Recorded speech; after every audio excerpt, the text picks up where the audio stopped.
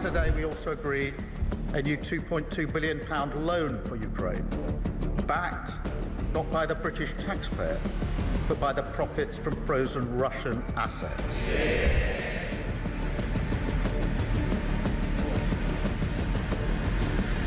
It is my pleasure to bring from His Majesty the King a letter. He sent his best wishes and his regards, of course, but he also asked me to bear this letter and bring it to you.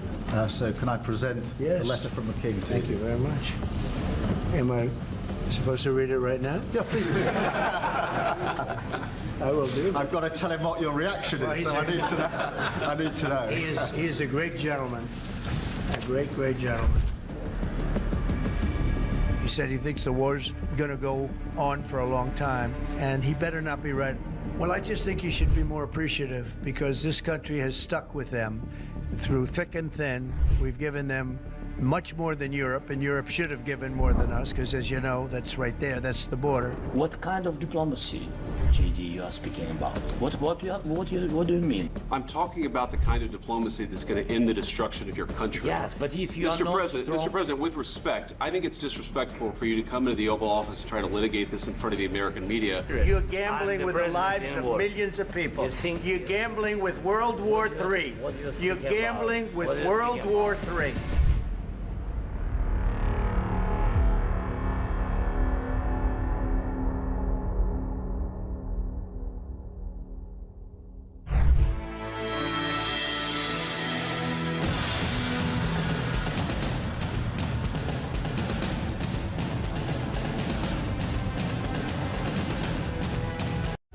Across the UK, on DAB+, on your smart speaker, on your smart TV, and on your side. This is Talk.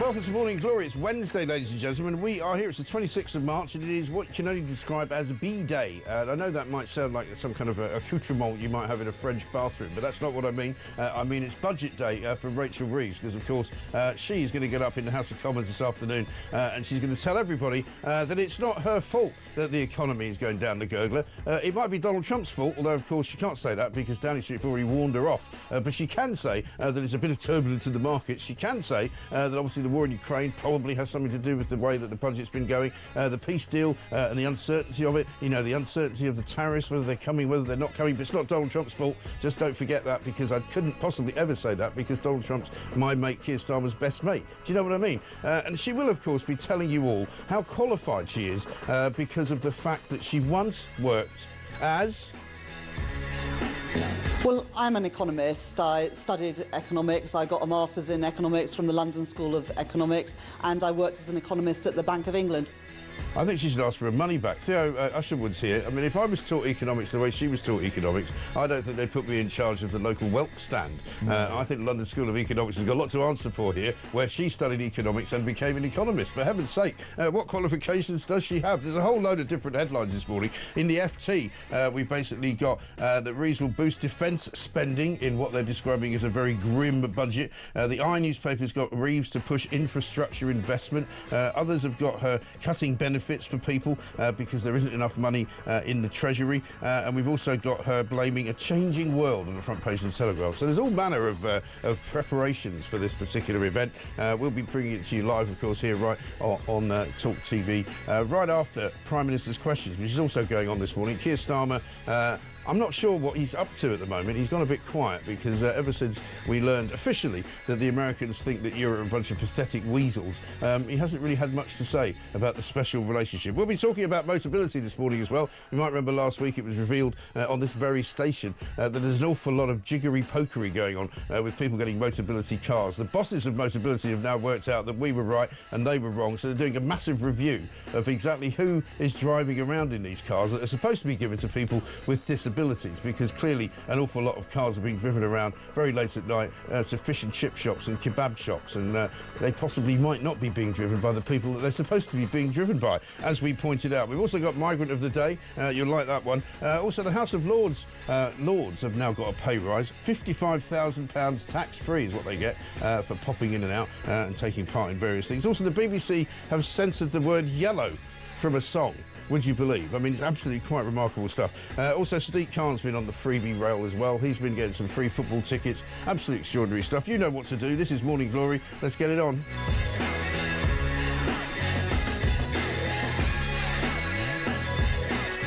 And so, here we are, Wednesday, the middle of the week, 26th of March, nearly the end of the month. Dear Ashwood's here, very good to see you. Great to see you. Big day today for you and I, the sort of political anoraks that we like to call ourselves. Rachel Reeves is going to get up and basically blame everybody else for everything that's gone wrong in this country. This was the day she didn't want. It wasn't necessary. If she got if she got October the 30th, the budget right, we wouldn't be in this position. Didn't they say for a while there's definitely going to be no spring announcements? No, it was just going to be. We're just going to have the OBR are going to announce their forecast, and that's going to be it. But no, it's turned into a fiscal event, which gets people in Westminster very, very excited. Perhaps less so, but I think it's important. And the reason I think it's important is I think many of your listeners will be thinking, well, I just want the economy to be a bit better for me, and it's not going to be because they keep promising to put more money in our pockets, don't they? Yeah, because of the decisions that were previously taken. We had the announcement going back to the summer of £10 billion, may even rise to £14 billion in terms of pay rises for public sector workers. Businesses said they wanted certainty, so what did they do? They went and put a £25 billion increase in national insurance contributions for employers. And then what happened was that the markets turned around, the men and women who work in the City of London, just across the river from where we're speaking now, and they looked at us and they thought, actually, I don't buying like it. I don't particularly like the UK PLC. I don't think I'm going to want to, I'm not very sure about it. We've seen sort of manufacturing jobs disappearing. We've seen lots of hospitality organisations shutting down, and therefore the cost of UK the government's borrowing has gone up. And that Rachel Reeves had 10 billion quid's worth of headroom, and that was wiped out. Well, she's borrowed far more, hasn't she? That's just on debt interest. That's just the bit you get at the top of your credit card statement, which is said the interest paid. It doesn't pay for anything that you might like a so nurse the credit in a card hospital. is still maxed out. And that's because the men and women who in the city, they don't like what she did in October. They don't like the way the economy looks, and they don't fancy our chances very much. And therefore, just like any lender, they put up the cost of borrowing. And as April looms large on the horizon, it's going to get worse, isn't it? Because that's when the national insurance hike actually kicks in. We'll play a clip from Charlie Mullins yesterday, who said he's not going to pay it. He's literally going to pay the old rate, and if they want to come after him for it, that'll be their business. But she's also done what all sort of desperate politicians do. Yesterday, Rachel Reeves decided it's a good idea to stand in front of a tank, and talk about a strong economy. Have a look. I'm going to set out in the spring statement increases in defence spending for next year worth £2.2 billion as we take defence spending as a share of our economy to 2.5%. The world is changing. We can see that before our eyes, but we're not a passive government, we're an active one, stepping up our defence capability to keep our country safe and secure, because a strong economy depends on strong defence. But as we invest in our defence, we can also bring more good quality jobs, paying decent wages to communities across our country. I'm sorry for laughing, but I'm afraid it doesn't really sell me the deal, does it? You know what the European Union did last week? Well, they locked us out of that 150 million euro defence fund. Yeah, exactly. So all of those good jobs. You mean our friends in Europe? Yeah. And it wasn't just it was our best buddy in the coalition of the willing, France, who went to Brussels and said no, unless you give us some more fishing rights. So they're now tying fishing rights to the defence of the realm. I've got to say, the Daily Mirror today has outdone itself. They've got a front page in which it says Rachel Reeves exclusive. They've got a picture of her looking like she's ready to sort of take on the world, however dressed as a bin man, because she looks basically as if she's standing in front of a tank, but she's wearing a council worker's outfit, right? And then inside it gets even funnier, because she's standing in front of the tank again, and the headline says battle ready, and she looks literally, for all the world, I'd have to say, like somebody who has just walked onto the set of an airport. You know that show that they did, which was, I'm holding this up, but I don't think anybody's seeing it. Never mind. But she doesn't look like somebody who's battle ready, does she? No. Let's face it, she looks like she's ready to man the EasyJet ticket counter and say, no, I'm sorry, not today, we can't put you on a flight today.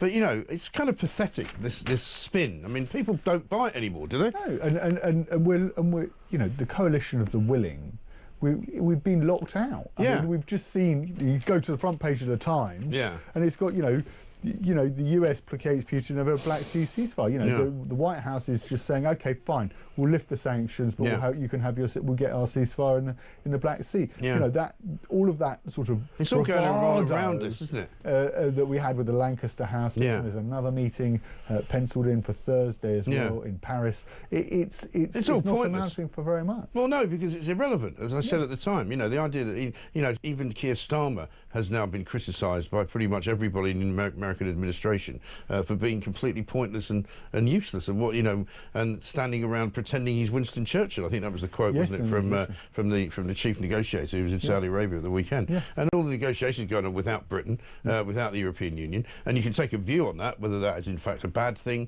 I don't think it necessarily is a bad thing, because most European people that live in this country that I speak to don't want to see British troops being sent into Ukraine under any circumstances, and that's what Starmer still says he wants to do. Yes, he's going noticeably quieter on that. He's gone very quiet because it's not going to happen. Right. And then he's going to look like a sort of Captain Manwaring or whatever, isn't it? Because it's literally not going to be plausible because the Russians are saying no. And at the moment, this is a deal that's being done between Donald Trump and Vladimir Putin and their respective negotiating teams. We're not involved in it, but of course.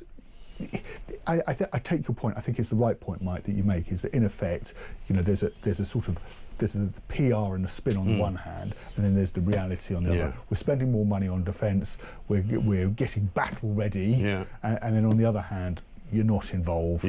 Forget it. Yeah, well, exactly. They're getting battle ready for is what I'm wondering. We had Kerry Bednog in here yesterday, and she popped in as leader of the opposition, and this is what she had to say about Rachel Reeves.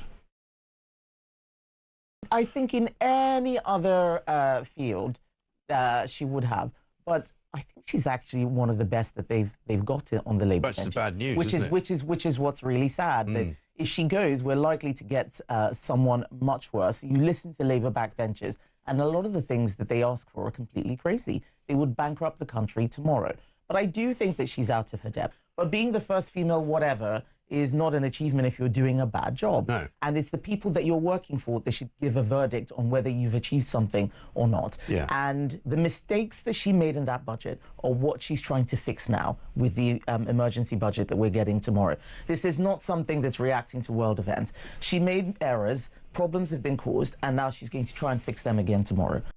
And the Daily Mail's warning this morning on the front page of their paper is don't shift the blame for the economy's woes.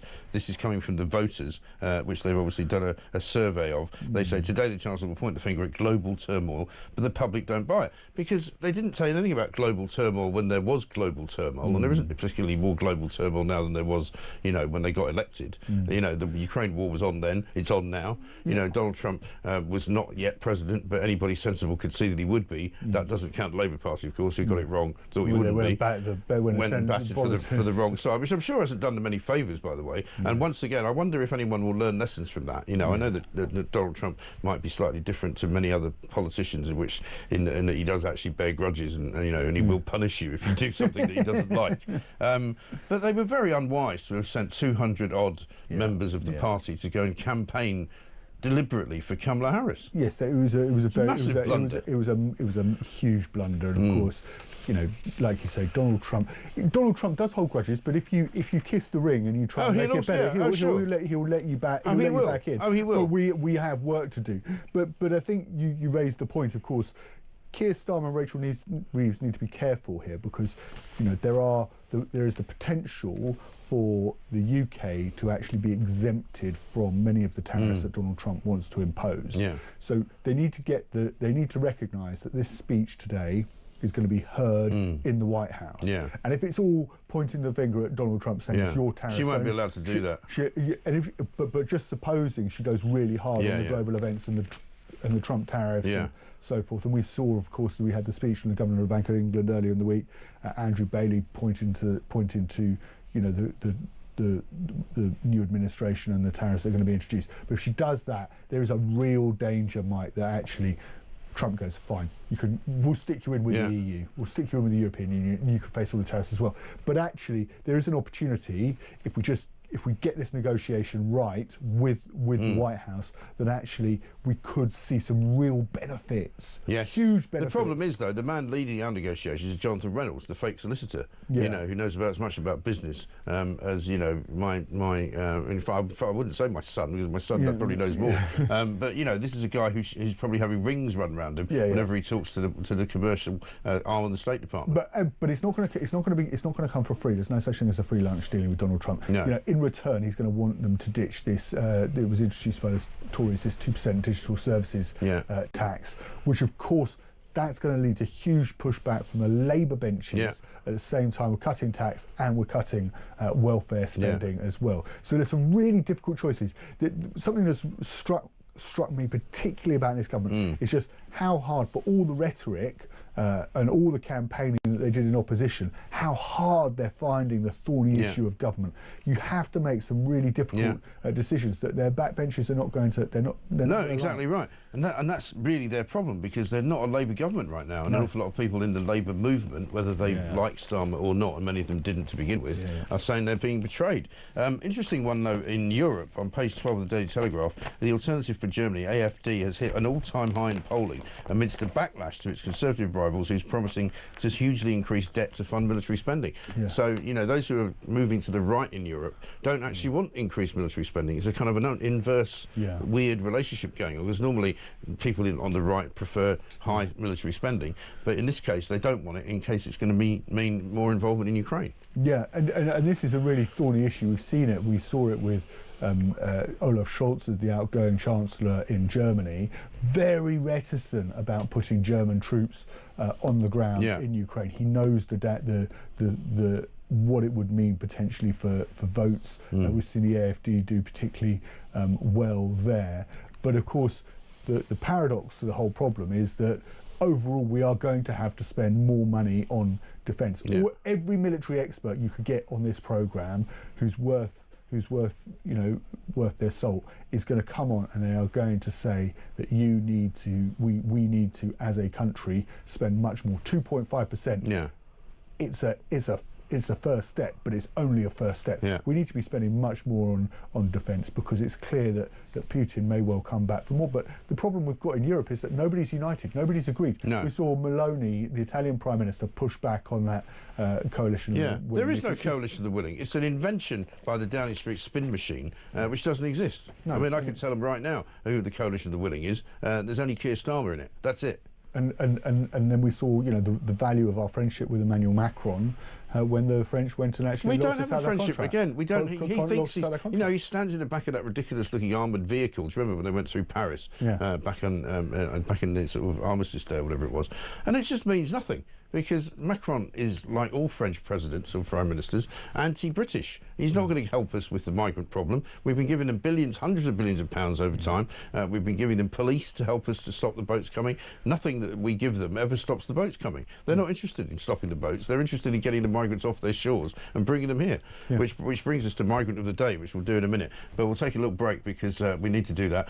Theo Usherwood is here. We'll listen to some more of the clips that we've got from Kemi Badenoch. We'll get Donald Trump on that Houthi leak which happened on the Signal app, and also Charlie Mullins, who says he's not going to pay the new national insurance hikes that are coming in. Tony says national insurance tax rise hasn't even kicked in yet. April will be a bloodbath for our economy.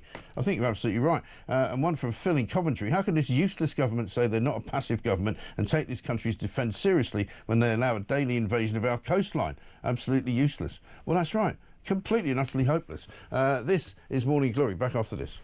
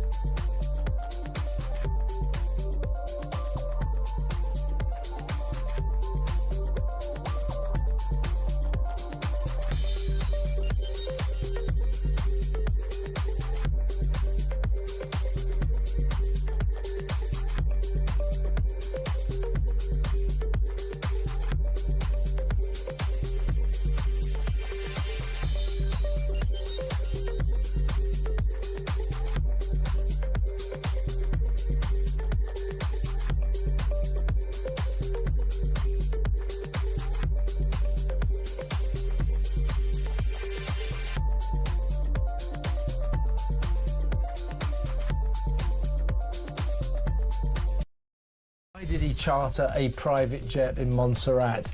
We need to know these things. Why did he take his wife with him when he went to Gibraltar? These weren't even officially parliamentary trips, but he took his staff along, so we ended up paying for parliamentary workers to go to the Rock. You know, we need an explanation. There needs to be an investigation into this guy, and yet we're not going to get one because no MP will call for it.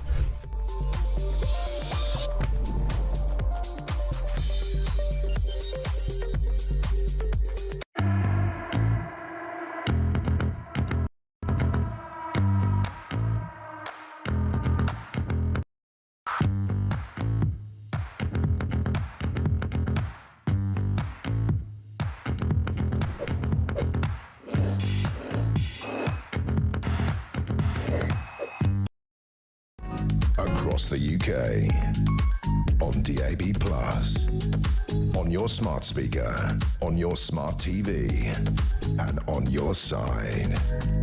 This is Talk.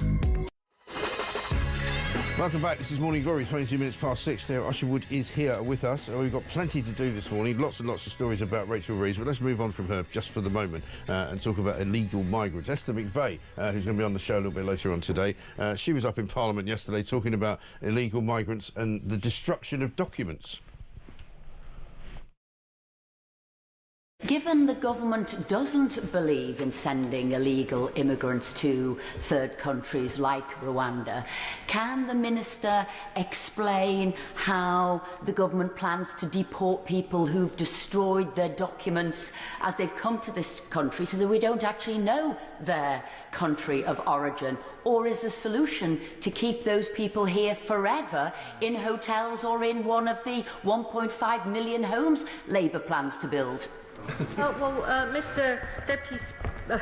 Speaker, I don't know why I'm calling you deputy today. I don't know whether I've gone back a very long time to when you actually were, but that is so long ago I can scarcely remember it. My apologies, Mr. Speaker. I think that the Right Honourable Lady should remember that the Rwanda scheme was about deporting people for good and not dealing with their asylum claims. That is not in any way what this government would ever consider doing, which is why it was cancelled. That's Angela Eagle, the Home Office Minister, answering the question by first getting the title of the Speaker wrong. I mean, it's embarrassing, isn't it? It's not great, and it wasn't an assured performance there. I looked it up actually, and I knew I was right on this. Yeah. The what happens, Mike, is you can apply, and I've got this right off the government website. The reason that they could throw their documents away is you can then apply to be a stateless person. Yes. And so you're basically saying you say I'm not recognised in any country as a citizen of any other country, and I'm not able to permanently live in any other country. Right. And because you've thrown your documents, because you've got rid of your passport. And presumably when they say, well, where are you from? Just say I say I'm stateless. They're probably told how to say it as well, right? I'm stateless. Right. You just say I'm stateless. I can't live in any other country. I don't have documents for any other country. You can't prove where. If the government can't prove where you're coming from, then you can apply to be stateless. And you can. What's interesting about this is you can only apply to be stateless if you are in the UK currently. So it's you have to be actually boots on the ground, as it were. Yes.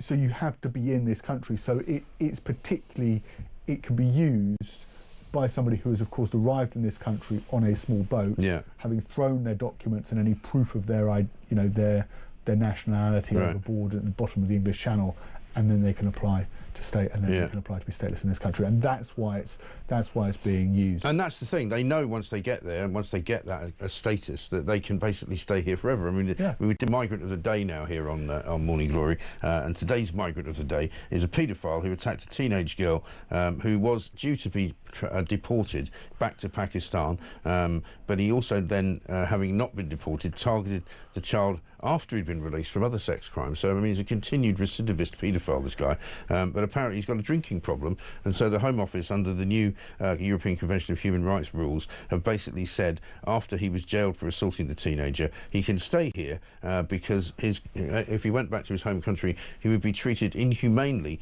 due to his uncontrollable drinking. So basically he can't be deported, he's an alcoholic. It's just the mind boggles. There's one of these every day. Every day. And you can't. The ECHR just needs reforming. Yeah. Just don't apply it. Just don't apply it. Yeah, Simple. It should just. And the reason that the Rwanda scheme was ditched was because of the ECHR. You couldn't. The two weren't compatible. Right. So Keir Starmer, rather than coming in and saying, actually, we need to reform the ECHR so that we can use the Rwanda scheme, came in and said, no, we're going to get rid of the Rwanda scheme. We're going to keep the ECHR. Right. And now, curiously, they're thinking about sending people to third countries like Serbia and other Eastern European countries. But as Angela Eagle pointed out there, even that is a bit of a shibboleth, because they're not talking about sending people away for permanent, for good, which is what Rwanda was. So presumably they're just thinking of sending them there to be somehow checked over and processed. And then allowed in. Yes. Potentially, yeah. So that's really what they're saying. Let's have another look at what happened in Commons yesterday. Here's Shadow Home Secretary Chris Philp quizzing Angela Eagle. The use of asylum hotels has gone up, in fact, by 8,000 since the general election. It hasn't gone down, it's gone up.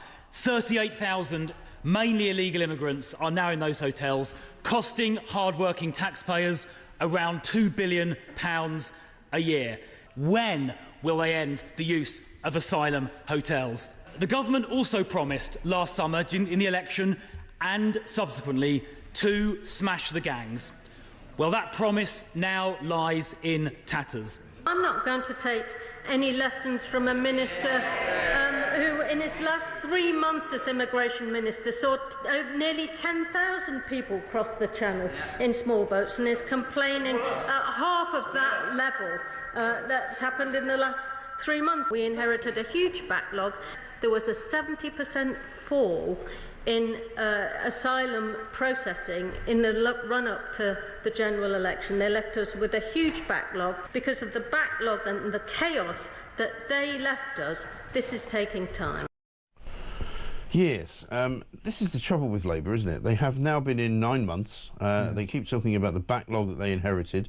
They've actually inherited a much better economy. We saw earlier in the week Nick Timothy from last week's Prime Minister's Questions, 25 lies that Keir Starmer told in the space of 30 minutes in Prime Minister's Questions. This continued lie that there was a 22 billion black hole, which the OBR does not recognise and doesn't say ever existed. The fact that they say that inflation they inherited was 11%, also not true. Inflation was at just over 2%. You know, this ridiculous continual lying from Labour is going to catch them out one of these days, hopefully. But the other thing about the applications being processed, the backlog, right? If you're dealing with the backlog, some of those people are going to be granted leave to remain in this country. Of course they are.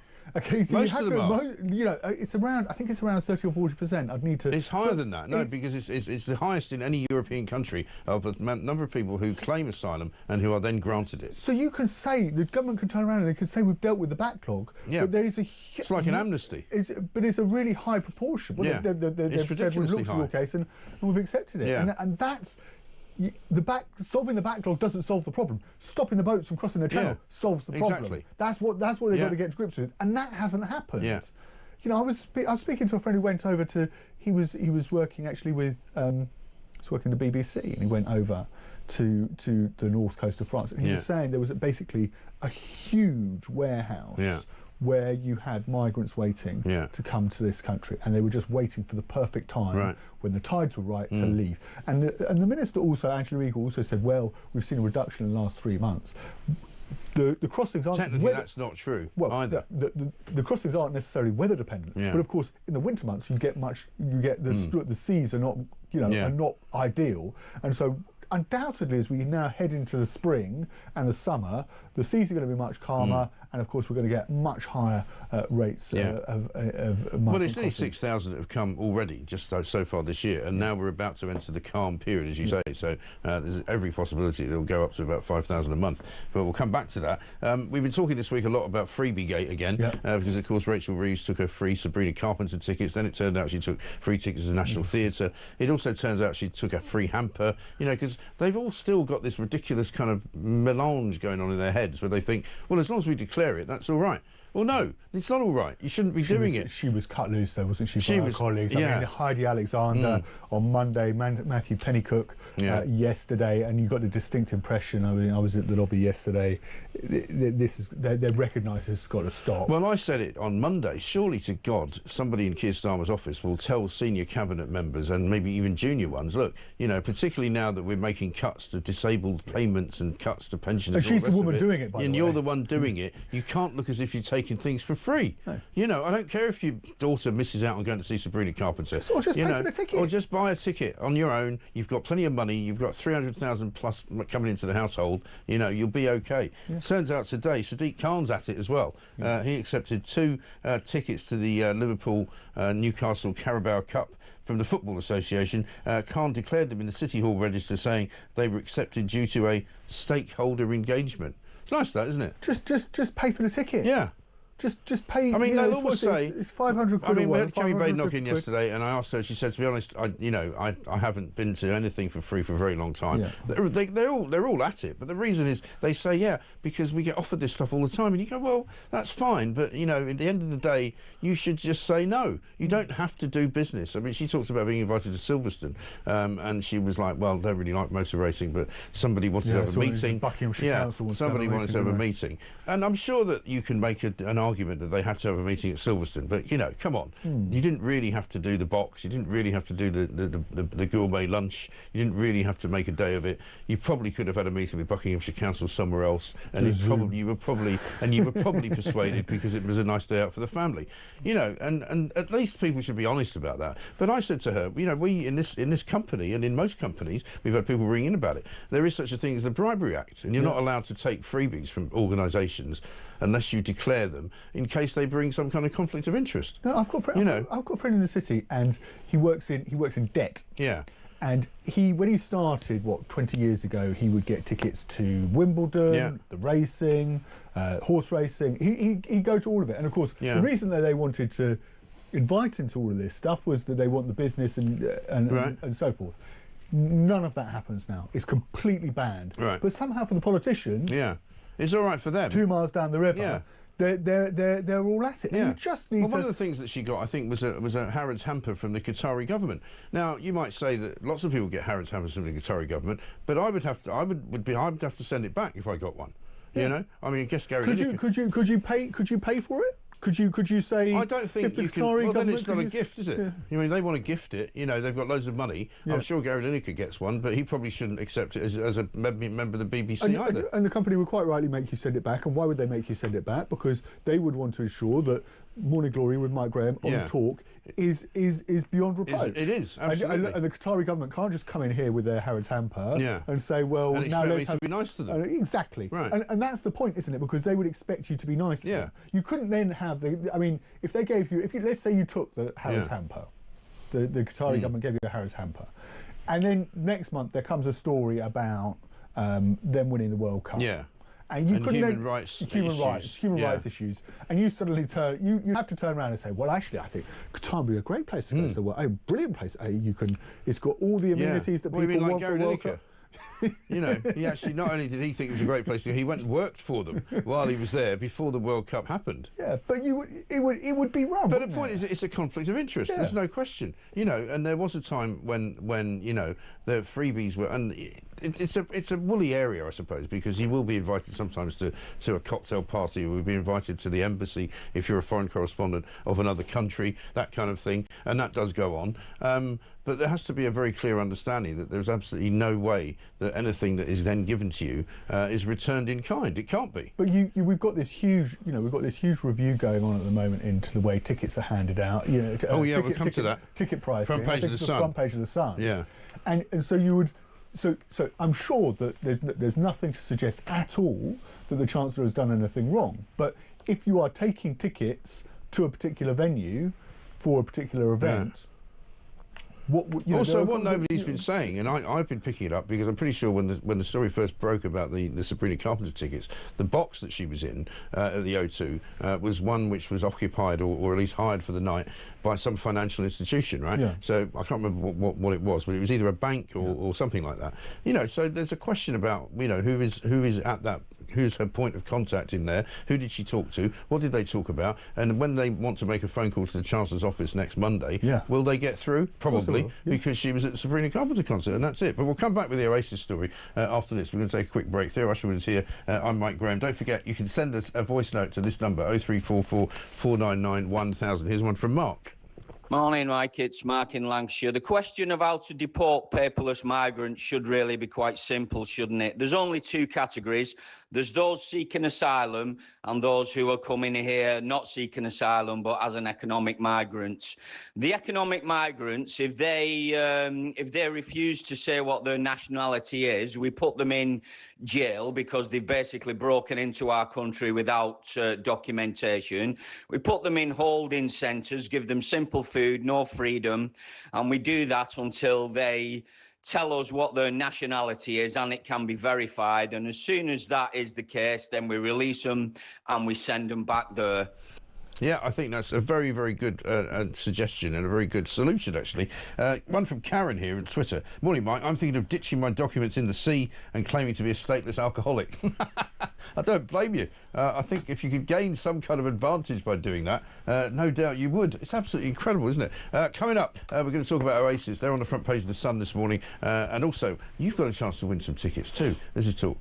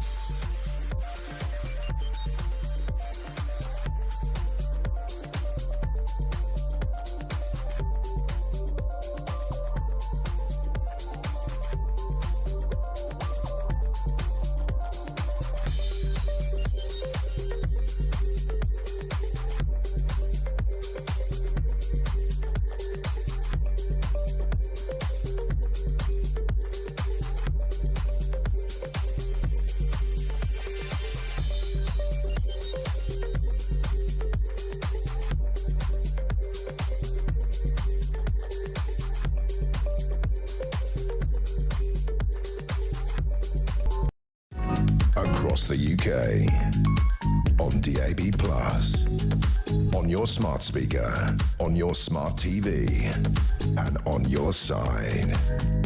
This is Talk. Welcome back to Morning Glory, 6:38. I'm Mike Graham. Sean from Gloucester says, Rachel from Accounts is right. The world has changed. She changed it for the worse. Absolute incompetent cretin. Very harsh. Rachel from Wales, honestly, says this, just waking up and smelling the coffee, literally, and wondering who and what Rachel from Accounts is going to blame for her incompetence at lunchtime. Perhaps we should run a book on it. Well, I was actually thinking yesterday we should run a book. Theo Usher was here with me. We should run a book, and I said this to Kerry Badenoch on how soon she actually says the £22 billion black hole into the budget speech. You know, would it be in the first minute? I think I'd give it the first 2 minutes. Definitely, she'll say it. I was watching. Yeah, it will be. You could play budget bingo, and it would be the first name. It would be the first sort of words on my scorecard. Yeah. But I was watching PMQs last week, and they've got Keir Starmer had become so wrapped up with the 22 billion or the 22 billion pound black hole. He just kept on referring as 22. Yeah. He was saying it so quickly he couldn't even say 22 pound or 22 billion pound. Kerry Boehner actually said something, because I said to him, you know, a lot of people are critical of you for not being hard enough on him at Prime Minister's questions and not really pinning him out and making him answer the question. And she said, it's something interesting, she said, actually, I don't think he answers the question because he doesn't know the answer. Yeah. And he literally is not the details man that everybody painted him to be.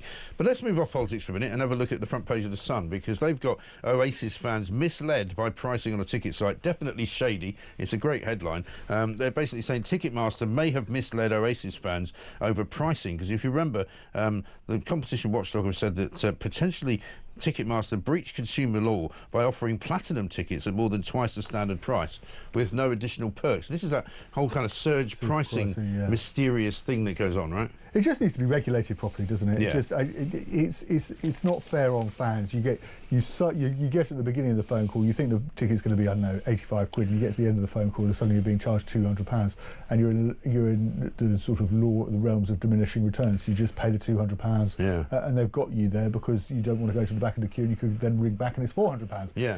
It's the Wild West, and they need to sort it out. Yeah, and it may well be that Oasis fans will be told that they will get a refund, because if they were exploited, they'll have to be, the premium price will be knocked off, and they'll be given the money back. But by a bizarre coincidence, we've actually got some Oasis tickets to give away, and you can win them right here.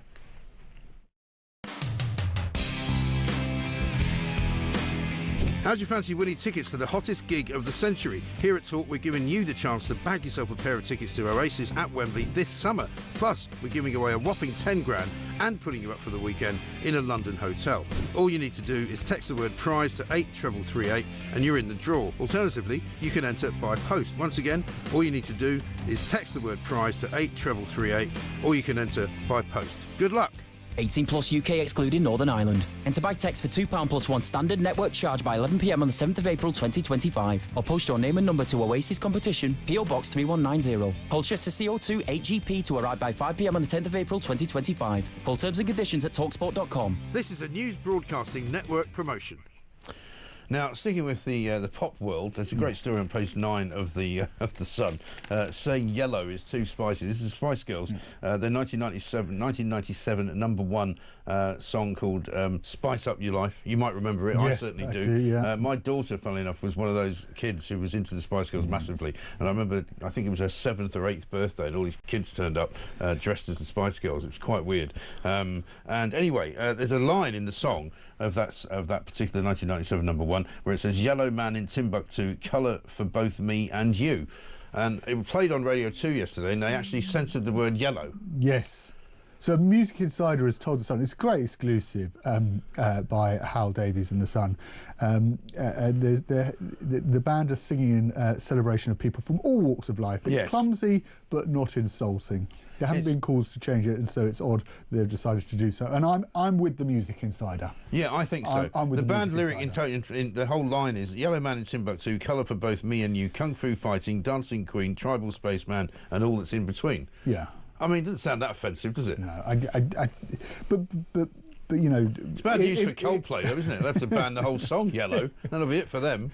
But look, yeah, I mean, but if there's one thing that's going to do it, it's going to be the BBC that was going to do it. Of course. It's absolutely ridiculous. And this follows on, and this is one of my favourite stories that we always do every Christmas, Fairy Tale in New York, by the Pogues and Kirsty MacColl. Yeah. Remember, they did a new version of the song because they wanted to drop the one particular line, which used the word faggot in it, which I think I can say because it's in context. And I actually defended the Pogues and Kirsty MacColl, and actually on Twitter was saying how ridiculous it was, and then I got attacked by the Pogues. The Pogues actually came after me and said, no, we think it's out of its time now and we want to change the lyric. Yeah, and I was going, oh, so then the Pogues blocked me. I'm supporting you, you plonkers. Anyway. Yeah, look, the world's gone woke. I love the idea that you're there, you're thinking, I'm going to do the right by the Pogues. I'm going to step in for the Pogues. Right, and they didn't want it.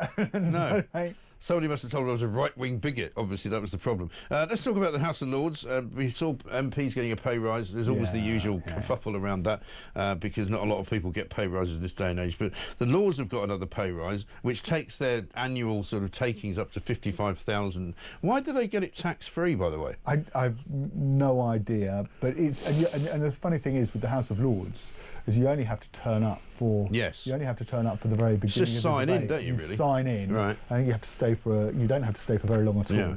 And then once you've signed in, then get to collect your day rate of it's north of £300. Yeah, I think it's gone up to 317 something or something like that. But it means basically it's 55,000 tax-free, which is effectively like getting an £81,000 taxable income for an hour a day's work. Yeah. It's not bad work if we can get it. It was. We always, when I worked in Parliament, I always thought it was like, the world's best, home for, if you want to retire anywhere. I mean, there are some estimable people in there, but the problem is it's too big. Yeah. And the reason that the money's important is because you have to multiply it by something like 850 people. Yeah. But I mean, they may not all be getting the maximum amount, but it's still an awful lot of money. Meanwhile, talking of the Palace of Westminster, I see that the Speaker of the House, Lindsay Hoyle, or Long Haul Hoyle as he's known, was actually defending himself yesterday. He was appearing before a Society of Editors Media Freedom Conference, and to be fair to him, he said, look, you guys are perfectly justified in having a go at me, but I tell you why I'm doing it. I'm doing it because I'm an ambassador, he says, both abroad and at home. I don't really think that gets him off the hook, to be honest, because that doesn't explain why he needs to redo his Grace and Favour house or have a portrait painted of himself. No, he's got to stop. Yeah. And I don't understand. We don't need, if we're going to. He doesn't need to go to Cayman Islands, does he? If we're going to have like soft power, then let's just go and sell people something. Yeah. Let's go and do and also, something that I actually keep benefits making the point, if you're being invited to be an ambassador for the British Parliament and the whole kind of Palace of Westminster and the legend of the UK, why are you paying? Yeah. Why are they not paying? Yeah. Surely they should be paying him to go, shouldn't they? Yeah, absolutely. We shouldn't. Of all the things we've got to, I would defend to the hilt the royal family to go abroad. Yeah. And do trips with them to Australia or other parts of the Commonwealth. That's literally their job. That's their job. They literally are ambassadors. And the reason they do that is because it builds that soft relationship. A little bit like so when the British government wants to pick up the phone, we can pick up the phone to.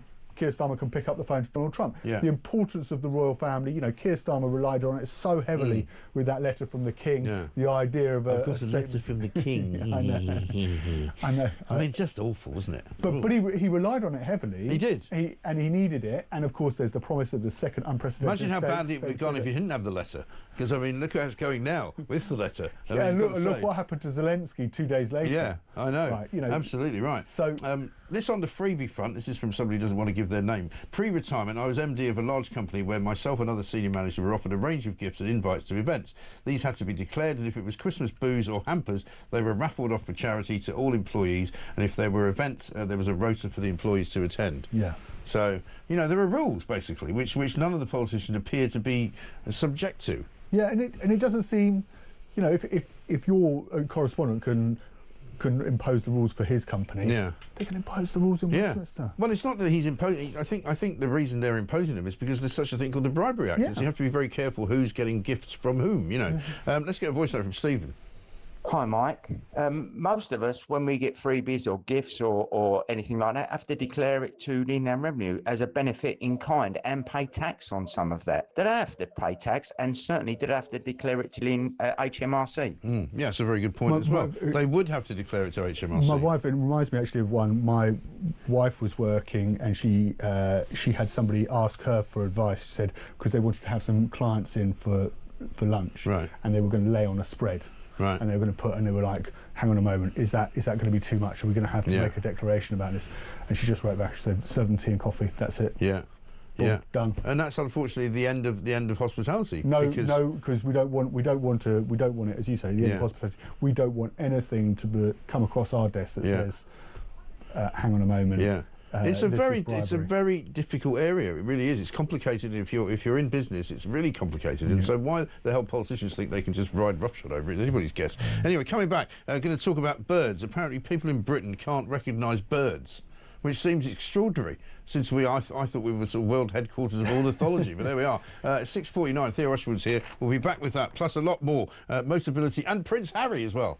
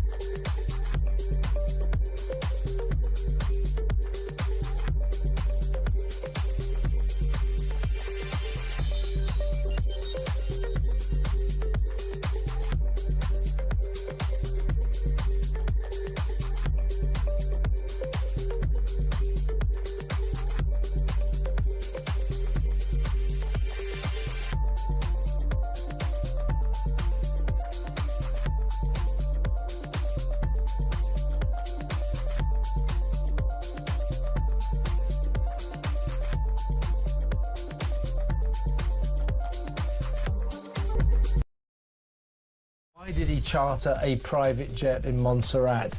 We need to know these things. Why did he take his wife with him when he went to Gibraltar? These weren't even officially parliamentary trips, but he took his staff along, so we ended up paying for parliamentary workers to go to the Rock. You know, we need an explanation. There needs to be an investigation into this guy, and yet we're not going to get one because no MP will call for it.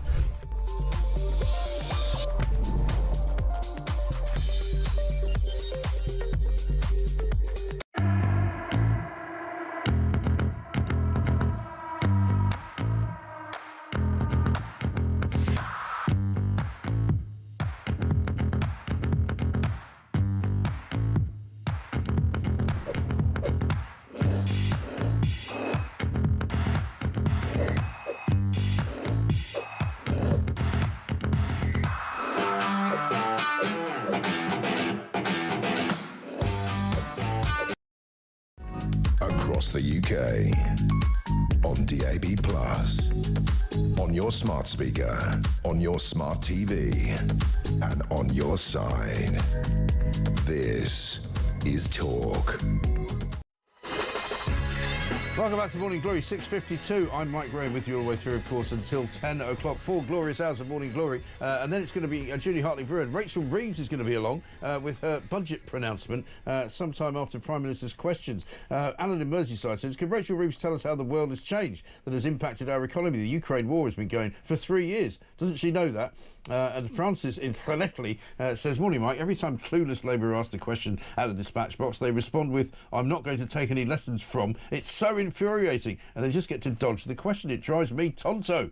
Grrr. Love the show. Thank you, Francis. I know, I think everybody gets driven absolutely tonto by this crowd. Bit of breaking news for you, by the way. Theo Usherwood's here with us. Apparently NASA, this is now in line with all of the destruction and the tearing up of the DEI initiatives, has dropped its commitment to land the first woman and the first person of colour on the moon. Right. I mean, I wonder if it's got anything to do with Rachel Reeves, you know, being the first Chancellor and all that. And they've gone, do you know what? That wasn't such a great idea. Maybe we should forget they'll getting the first woman on the moon. The influence of Elon Musk as well. Space Agency deleted the DEI promise from their 2027 Artemis mission statement to keep in line with the President's executive order. Doesn't this show you how pathetic all of that stuff was? Yeah. And they're now dropping it like a stone, as if it never mattered. It's happening it never mattered. It's happened right across corporate America. Yeah. It's happening right across. State-funded institutions as well. You know, the Donald Trump effect is. I've never seen, I don't think you can. Can you ever remember a president having this much, or even any world leader he's coming into changed power everything. And having this much? It's of an incredible. Impact it's incredible, isn't it? How these weasels have literally been dictating to us how we must run our businesses for years, and suddenly now they've all withered away, like a flower in the desert. It's ridiculous. Let's talk about Heartbroken Harry. He's on the front page of the Daily Telegraph looking very miserable. Duke of Sussex heartbroken to have to resign from his charity, Sentibale, I think you pronounce it, which was set up in memory of his mother in the wake of what he calls unthinkable infighting at the organisation. He said in a statement last night he had quit in solidarity with the Board of Trustees. So another great success for Prince Herbert. Yes, this of course comes as the Charity Commission said it's going to be looking into page 7 of the Telegraph. There's loads of money missing and stuff. I mean, it's ridiculous. Concerns about the governance of Sentibale, and that's in quotations. The Duke founded the charity. It goes back to 2006. Yeah, and he was there last year, right, to support the work, and then he proudly attended a charity event in New York. To sort of raise a bit more money for them. But yeah, it seems ridiculous. Apparently there's a breakdown in trust between Ceasefire Chanduka. Okay. I hope I've corrected that. She's the new chairman who was appointed last summer, and the board. And when they asked her to stand down, she is said to have sued the charity in order to retain her position. And now the two princes have said that, well, Prince Harry said he's having to stand down with heavy hearts. We resign from our roles of patrons of this organisation in full notice. Sounds like there's a big story in here somewhere. Yeah, there's a lot of money. There's more to come out. Yeah, I think an investigation may be called for. But you know, it just shows you couldn't run a whelk stand, could he? No. You know, I'll just run this great charity in Africa. Yeah, well, now it's all just fallen down around your ears. Yeah. Let's talk about page 3 of the Daily Mail. This one caught my eye this morning because apparently, according to a poll of 2,000 adults, 22% of them would not be confident pointing out a robin if they saw one in the wild. I mean, what's wrong with them? A robin, well, you know, the one with the red breast. Yeah. That's a robin. I don't know how you wouldn't know a robin. I know some people. I've been walking with friends, and they can literally hear a particular bird song. Yeah. It's incredible. They go right. That's I mean, I'm not great at that. bittern. I can do woodpeckers. I mean, there are woodpeckers in gardens in Sussex. And a kingfisher. Right? I'm not sure I could identify, you know, specific. Probably seagull I could identify pretty easily, and a crow. But here there are people that you can't actually identify a badger, right? Which obviously is not a bird for anybody listening who doesn't know, or a dragonfly. Types of deers, hares, and moths also among the species polled by this is the Camping and Caravanning Club, where people couldn't identify them. 12% of people can't recognise a bee. What's going on? I'd love to know the 11% of people. What's that over there? Thing buzzing around. A hedgehog. I mean, that's nearly 1 in 5 people can't recognise a. 34% wouldn't recognise a puffin. A puffin's really... See, because I'm old enough to have been a member of the Puffin Book Club, which was something that all children were belonging to, and you'd read a book every month or something, and you'd get newsletters and things, and there was a puffin on them, and so you knew what a puffin looked like. Beautiful creatures. Yeah. I mean, a red squirrel... 17% of people wouldn't recognise a ladybird. 11% wouldn't recognise a butterfly? A butterfly? Mind you, who the hell are they asking? 13% wouldn't recognise a dolphin. We are definitely a nation of thickos, and 11% couldn't recognise a fox. Is this very weird. Is this a new thing?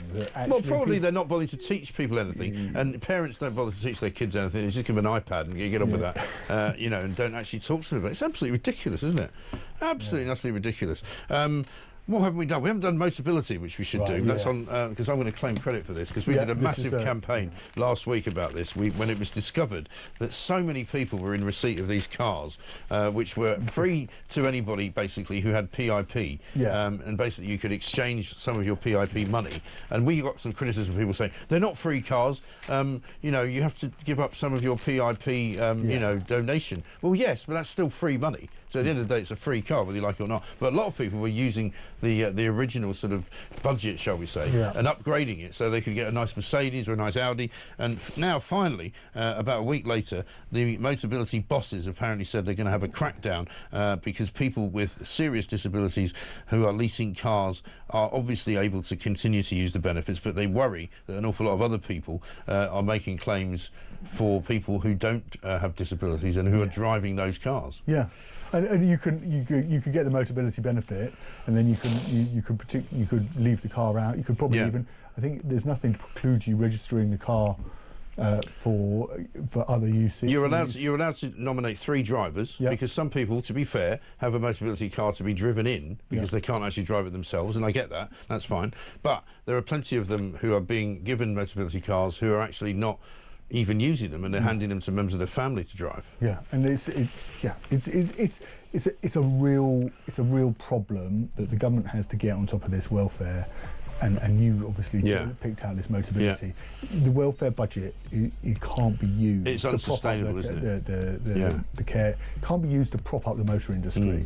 If people, you know, and it's because it's 1 in 5 cars on the road. It's unbelievable. And that's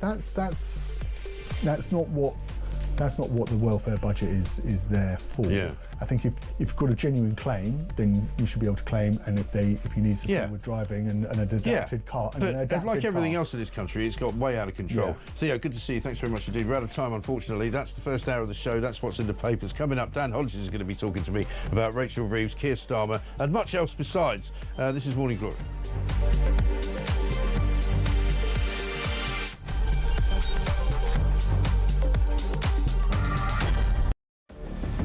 I can announce this government will begin the biggest sustained increase in defence spending since the end of the Cold War. We will deliver our commitment to spend 2.5% of GDP on defence, but we will bring it forward so we reach that level in 2027. The answer from European capitals has been as resounding as it is clear. We are in an era of rearmament to respond to the short-term urgency to act and to support Ukraine, but also to address the long-term need to take on more responsibility for our own European security. On Saturday, we also agreed a new £2.2 billion loan for Ukraine. backed not by the British taxpayer, but by the profits from frozen Russian assets.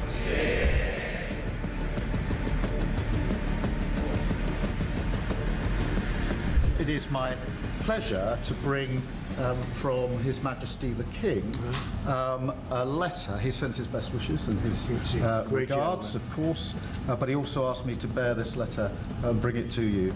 So can I present the letter from the King to you? Thank you very much. Am I supposed to read it right now? Yeah, please do.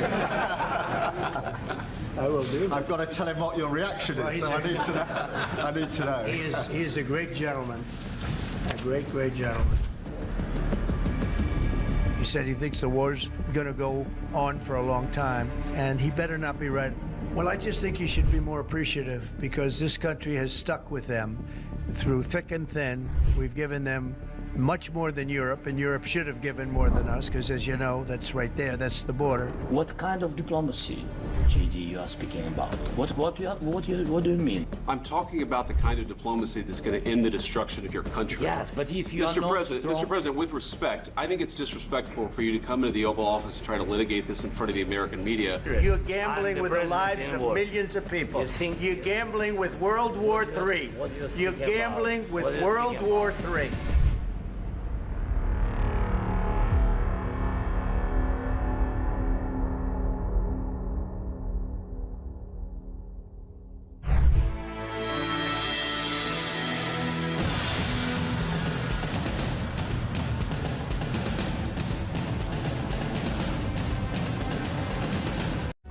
Across the UK, on DAB+, on your smart speaker, on your smart TV, and on your side.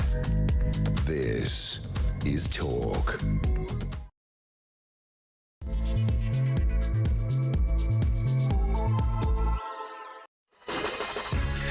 Welcome back to Morning Glory. It's coming up to 3 minutes past 7, and we are here, of course, for the duration. It's B-Day, as we've been saying. It's a big budget day for Rachel Reeves. She's going to be getting up in the Houses of Parliament a little bit later on this afternoon after Prime Minister's questions, and she's going to be unveiling the next stage of our complete and utter economic destruction. We're not quite sure exactly how that's going to play out, but she's been playing around a lot in front of some tanks, talking about how we're going to be talking tough to the Russians and we're going to be ready for war, battle ready, it says in the middle pages of Daily Mirror.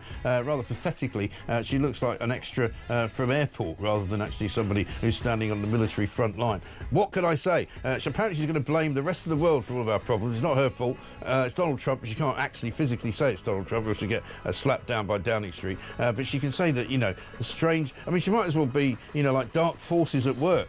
Remember when Paul Burrell, the butler, said that about Princess Diana? She might as well blame dark forces at work, working against me because I'm the first woman chancellor. That's what's happening. That's why it's all about. That's why they've all got it in for me. In for me. They've all got it in for me. No, they haven't, actually. Andy's got an idea. Have a listen to this. Morning, Mike. It's Andy from Birmingham. Yes, I'm having a £100 treble today. I'm having President Trump to blame for the economy, Russia to blame for the economy, and the good old 1 to 10 on is the 22 billion black hole. Pathetic, isn't it? Anyway, absolutely right. Have a good day. Absolutely right. Thank you. We're looking forward to it. Inflation falls slightly from 3% to 2.8%. That's a bit of breaking news for you. And NASA have decided, it's got nothing to do with Rachel Reeves, they're not going to send a woman to the moon anymore. I'm not sure that the two things are not connected. 0344 499 1000 is the number. We'll talk about Prince Harry's terrible situation that he's found himself in this morning. He's had to resign from his own charity in Africa. Apparently he's heartbroken about it. Well, maybe he should have kept a better eye on what they were all actually up to. Sadiq Khan's been getting some free football tickets. The Freebie Gate story goes on. Mr. Speaker says that he's an ambassador for both home and abroad, and that's why he has to keep travelling around the world. We've got a migrant of the day who's a Pakistani paedophile who can't be sent home or deported because he's an alcoholic. So we can keep him here so he can go to Wetherspoons every day. Brilliant. 0344 499 1000. Another pay rise for the Lords. They're up to $55,000 a year now. Tax-free, mind you. Don't worry about that. And, of course, we're going to be talking about the dirty truth about clean energy. That's right. Ed Miliband is still very much in the firing line. Dan Hodges coming up. This is Morning Glory. Let's get it on.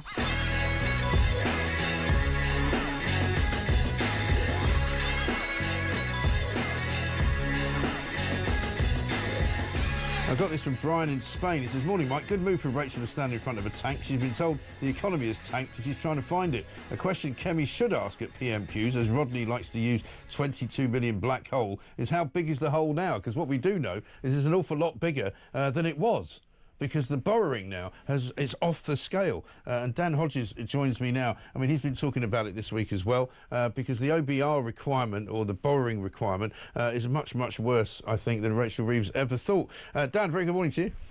Good morning. Big day for Rachel Reeves today, but I'm struggling to see a way out. The Daily Mirror's tried very valiantly today. I don't know if you got a chance to look at their paper, but they've tried incredibly valiantly to make Rachel Reeves look like the sort of, you know, the nation conqueror, you know, the all-powerful woman in the high-vis jacket. They've actually got a picture of her in front of a tank saying battle ready, which is kind of embarrassing, really, because she's not really battle ready, is she? I mean, she'll be lucky to survive the summer, won't she? Well, yes. I mean, I think you're right. I mean, I think it's going to be difficult for Keir Starmer to dump his chancellor because, firstly, if he dumps her, then that's admission of his own, as it were, culpability in the disaster that is becoming Labour's economic policy. Yeah. And also experiences that if ever a Prime Minister, as it were, falls out with their Chancellor, then it always ends quite badly for the Prime Minister. So those are the sort of two counterpoints. But the political reality is, I mean, obviously we still have to wait and see. We have to wait and see what the actual figures are. We have to see what Rachel Reeves actually announces. But if it is sort of on the scale that is being reported this morning, in terms of the extent that she's completely sort of halved growth, if she's completely missed her borrowing targets, if she has to introduce the sort of spending cuts that are being reported, then she's really not got anywhere left to hide. And I think... Well, that's what I think. I think she's got nowhere to go, really. No, absolutely. I mean, look, there are a number of places she could go. She could do what, for example, and by the way, I'm not advocating these, but these are options in front of her. She could do what the Germans have done, for example. Obviously, we're getting the whole sort of G.I. Jane Act this morning, with her standing in front of tanks and saying, you know, this is all being done to protect us from Vladimir Putin. She could do what the Germans have done, which is sort of amend her fiscal rules to, as it were, discount this emergency defence expenditure. She could reverse the huge tax rises on business, which are obviously killing growth. She could do what I sort of advocated in the Mail on Sunday, which is introduce what I called a lovies tax. I mean, you know, it's a lot of sort of rich Labour supporters who voted for this government, and you know, I personally think it's time to start. You know, they voted for a Labour government. I think it's time to start asking them to pay for it. Yeah, I like that, actually. I did like that. But, I mean, the thing is also, what Germany have done is very unpopular in Germany. So the problem is I was reading a piece of the Telegraph this morning saying that the AfD, Alternative for Germany, have hit an all-time high in polling because they're representing the backlash, because it's kind of a weird world we live in now. The right wing now apparently don't want to build up military spending in the same way that the right wing used to. And so they're actually making huge gains in the polls because most people in Germany are against arming Germany up for a battle with Russia. But this is the key to it. I mean, you're talking about the popularity of the decisions. I'm looking at it in a different way now. I mean, we've looked at obviously budgets for years and gauged the popularity or unpopularity amongst the British public. I'm sensing something different. I think it's not a question of popularity. It's a question of what the public are going to tolerate any longer. And they've had it now from governments of all persuasions for years, if not decades. This narrative that you just have to sacrifice a bit more, and you've got to just give a little bit more, and then things will get better again. And things never get better. And I don't think, especially given that we've had a shift from a Conservative to a Labour government, we can have a big discussion about what people did or didn't vote for. I am pretty certain, though, that there are a couple of things. People did not vote Labour because they expected new cuts to public services, which is what's being talked about today. They didn't vote Labour because they wanted the economy to go in an even worse direction than it did under the Tories. And I think crucially, and we're hearing again additional what Labour's calling welfare cuts today. They didn't vote Labour because they expected to see the poorest pensioners, the disabled, ordinary working people through, again, sort of quite draconian cuts to their public services, see them paying to clean up the last government's mess and the mess of politicians before them. And they're just not going to put up with it. No, I think that is the key to it. That's the key to it, isn't it? Because it's not just about polling anymore. It's about how fed up people are getting, and they're getting very fed up. And an awful lot of people that voted Labour are actually kind of embarrassed. And I think a lot of Labour politicians are also slightly embarrassed because they didn't expect that this would be the place they would be 9 months after getting in. You remember when Tony Blair got elected in 1997, there was a kind of triumphalist thing that went on, albeit that some of it was a little bit fake. But, when everybody saw them marching up Downing Street with little kids, and it was all very much a renewal of Britain, and it was a kind of a feel-good factor. But there has never been a feel-good factor with this lot.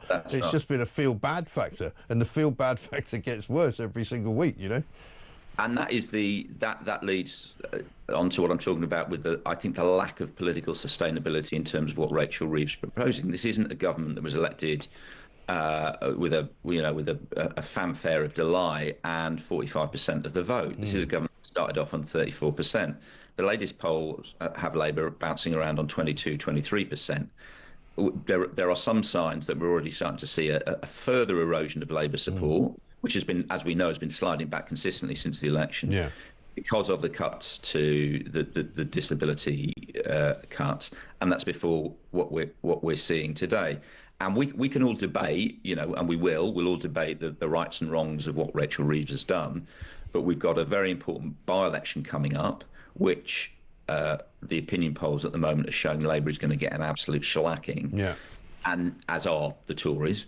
And then we've got local elections coming up this year, when again I think Labour support and Tory support is going to implode. And I think we are going to see a massive surge towards reform. And now there are some people on the Labour Party who are saying, "Oh, don't worry, it's just a matter of time, and then people will start drifting back." I don't know who they're speaking to. Yeah. The people I'm speaking to are basically saying, "Look, we've kind of had it with both of you. Yeah. We've had it with the Tories, we've had it with Labour, we've had it with the broken promises from both of you."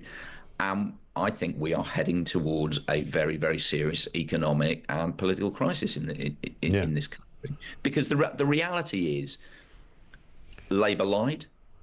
Rachel Reeves told everybody. Remember, we had this great fully costed, great fully costed proposal. They wouldn't need to raise taxes. They certainly would protect the most vulnerable. And I think, as I say, this is the key point. Once again, it is working people, it is those on the lowest incomes who are going to be asked to bail the country out again at a time when we're being told the wealthiest are going to be protected. And I just don't think people are going to tolerate that. They're really not. And also they're feeling it in their pockets as well, which they keep being told that the pockets are going to be filled with money. And let's just remind ourselves of what Rachel Reeves actually did say. We've said that all of our plans will be fully costed and fully funded. Yeah, there it is. The hair's got a bit more expensive since then, hasn't it? She's managed to find a decent hairdresser. But, the fact is people have had enough of the lies. We had Nick Timothy last week looking at Prime Minister's questions, accusing Keir Starmer of 25 untruths in the space of 30 minutes, which he then put into a thread on Twitter, all of which he was correct about, claiming that they inherited an 11% inflation rate, which was untrue, the £22 billion black hole, which has been sending us to sleep for ages now, untrue. A whole series of things that they keep repeating as a mantra, like, we're putting putting more money into working people's pockets. We're building growth for the future. I mean, one of the versions of what Rachel Reeves is going to do today is that she's going to, you know, make sure that Britain's future is secure by spending money on infrastructure like the Lower Thames crossing and all of this. Well, where's that money coming from? But just set all that aside. Look at how the government has chosen to frame this budget. Obviously, not calling it a budget, but that's what effectively it is. You showed it at the start of the programme. They decided to frame it by getting Rachel Reeves to go out and stand in front of a tank. Yeah. Right?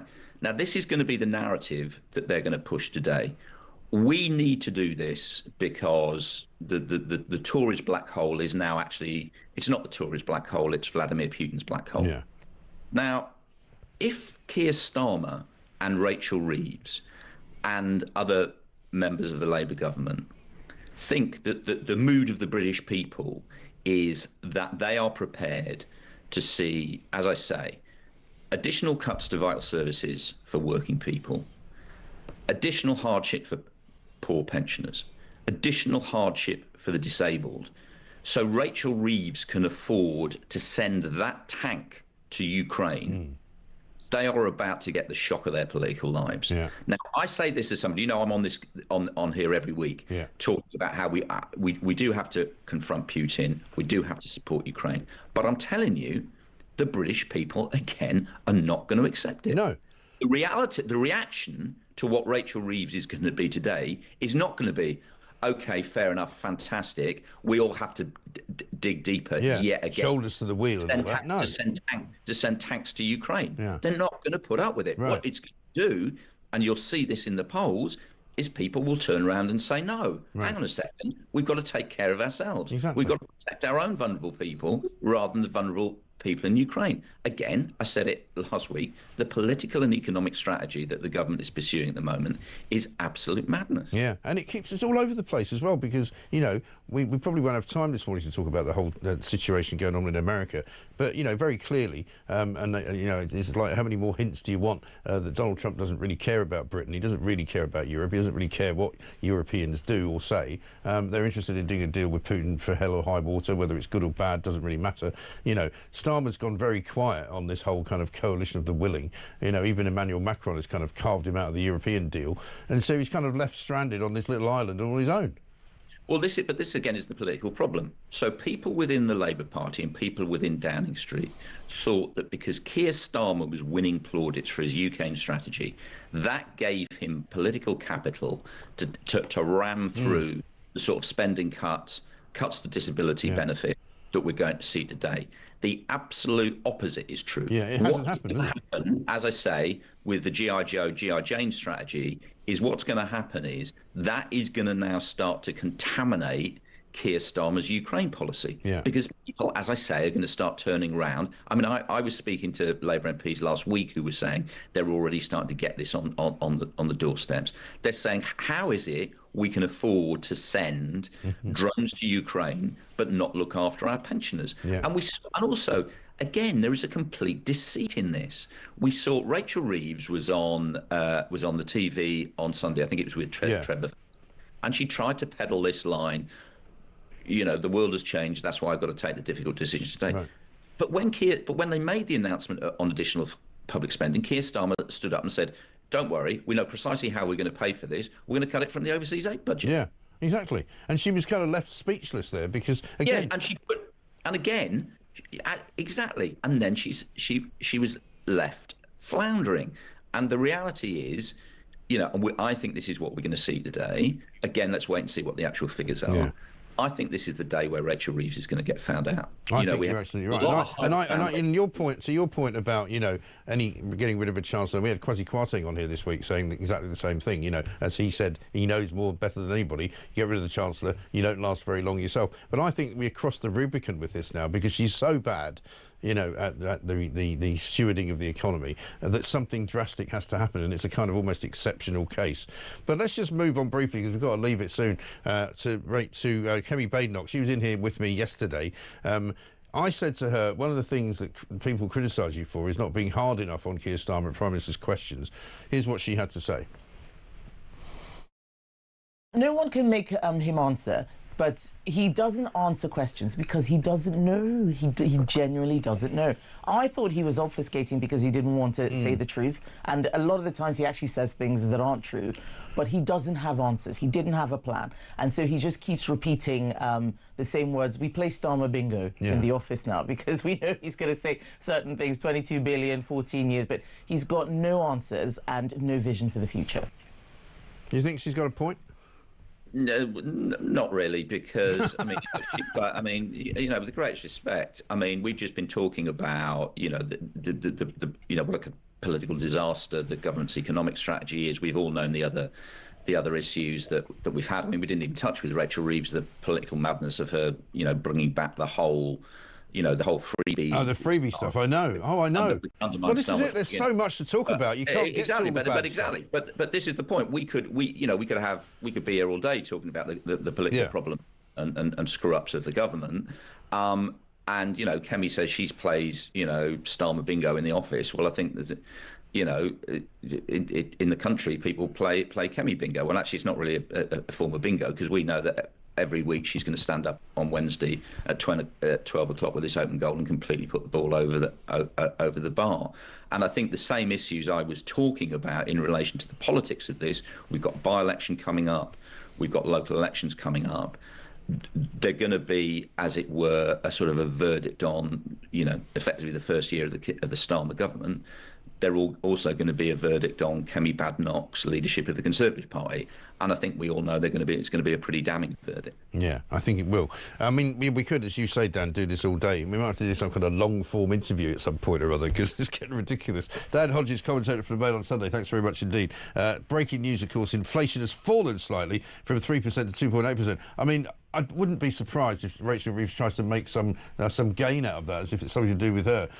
One from JB in Aberdeen, which is great. NASA, damn it, I was hoping Rachel Reeves was going to be the first woman on the moon. One-way ticket. Yeah, absolutely. Let's get a voice note from Clive. Morning, Mike. I've always wondered in the House of Commons why the Speaker doesn't insist on there being an answer to a question raised to a given individual. And if they don't give it, then defer and make them answer it at a second time. Yes, I think that's a good idea. Surely there must be some mechanism, and I think the Speaker is to blame here, but obviously he's far too busy trying to be an ambassador at home and abroad to actually do his job. I mean, that would be marvellous, wouldn't it? This from Chris in Wallasey. Rachel Thieves just texted NASA to see if there's now any free tickets for a moon trip, since they are DEI free. Yeah, very good. 23 minutes past 7. Justin Urquhart-Stewart joins us next to talk us through the inflation numbers and to find out just where Rachel Reeves is going to find any money later on today.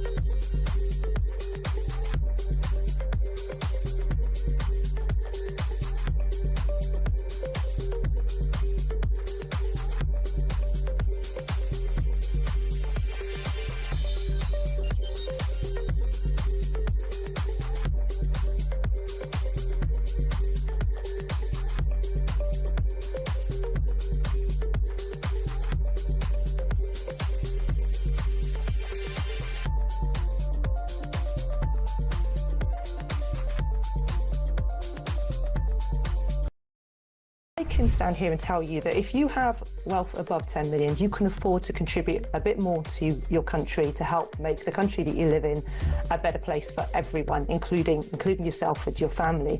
If you have that level of wealth, you can absolutely afford to make that contribution, and that contribution really matters and is significant and can help us deal with these multiple challenges that we're facing. A more insecure world when we need to increase defence spending, an ageing population where we absolutely need to look after our elderly people in the way that they deserve.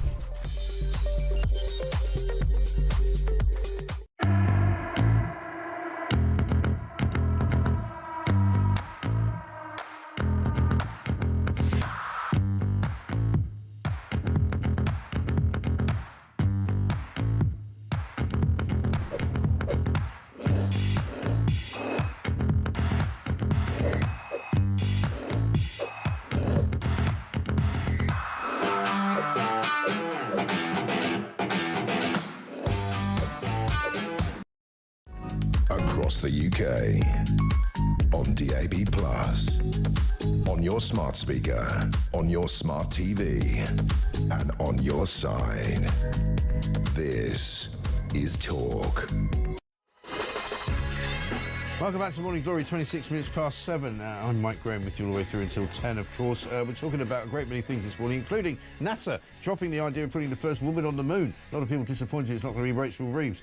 One from Luke, who says, morning, Mike, great show today. Regarding NASA dropping the DEI nonsense, surely it should always have been the most competent and suitable person with the relevant experience and qualifications for the role, rather than a box-ticking exercise. Maybe our supreme dear leader should consider this when he inevitably has to replace Rachel Reeves in the not-too-distant future. Well, I do wonder whether we'll still be playing and the first woman chancellor clip, because it's absolutely and utterly ridiculous. And Claire says, morning, Mike, I can recognise a Robin. Isn't he the sidekick of Batman? Yeah, very good, very good. This is on the news that an awful lot of people in this country can't recognise ordinary, everyday sort of members of the wildlife community. Can't recognise a robin, can't recognise a badger, don't know what a dolphin looks like. I mean, what are they being taught in school these days, for heaven's sake? Let's get a voice note from Nick. Morning, Mike. It's Nick Moore from Loughborough. I made an interesting observation yesterday on your show and others. Indeed, your show was with the Leader of the Opposition. But no politician I've seen interviewed in the last few days can actually bring themselves to condemn Rachel Reeves for taking her freebies. Is this because, and I think it is this because all these politicians see this as a perk, an entitlement, which none of them are prepared to give up? I think that's probably spot on, Nick. Obviously, none of them are, you know, they all have glass houses. They don't want to throw any stones. I think that's the point, because they know. I mean, I had the same conversation with James Cleverly once when I was criticising one of the members of the cabinet. I think it was Rachel Reeves, for having the second home that she claims for, paying and getting the taxpayer to pay for the heating in it, right? And I said to him, "This is outrageous, isn't it?" And he said, and I said, "You haven't ever done that, have you?" And he said, "Well, yeah, I have actually." And his second home was in Essex, which is not that far away. And you think, well, why do you need a second home? If you're working in London, you live in Essex. Most people who work in London and live in Essex just commute, you know. And I know it's difficult, and I know sometimes there are exceptional situations, but come on. Let's talk to Justin Urquhart-Stewart, who is, in fact, a proper economist. I'm not sure if he studied economics at the London School of Economics, but, you know, he's definitely an economist. Justin, very good morning to you. Good morning, Mike. Good to see you. Now, Rachel Reeves, we expect, is going to get up today and blame world events for why our economy is in such a bad place. But inflation's fallen slightly from 3% to 2.8%. Will she also say that that's down to world events? Well, it's fallen a little bit. Again, like all these figures, you can't just take 1 month. You have to look at the overall trend. It's been rising a bit, and now we'd expect it to see it come down a bit. It'll probably come down over the next few months and probably reach the government's, the Treasury target about Bank of England's target about 2%.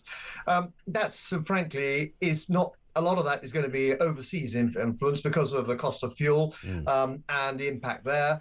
Domestic inflation, actually, we're seeing that actually has been coming down quite a bit. So that's probably more encouraging. What does that do for her? Well, it means actually some of the costs, greater emphasis on interest rates, means you can start cutting interest rates if she wanted to. Frankly, that's one of the key things they should be doing. Waiting for the Bank of England, and this is one of the structural issues we've got, this idea that the Bank of England could solve inflation by cutting interest rates.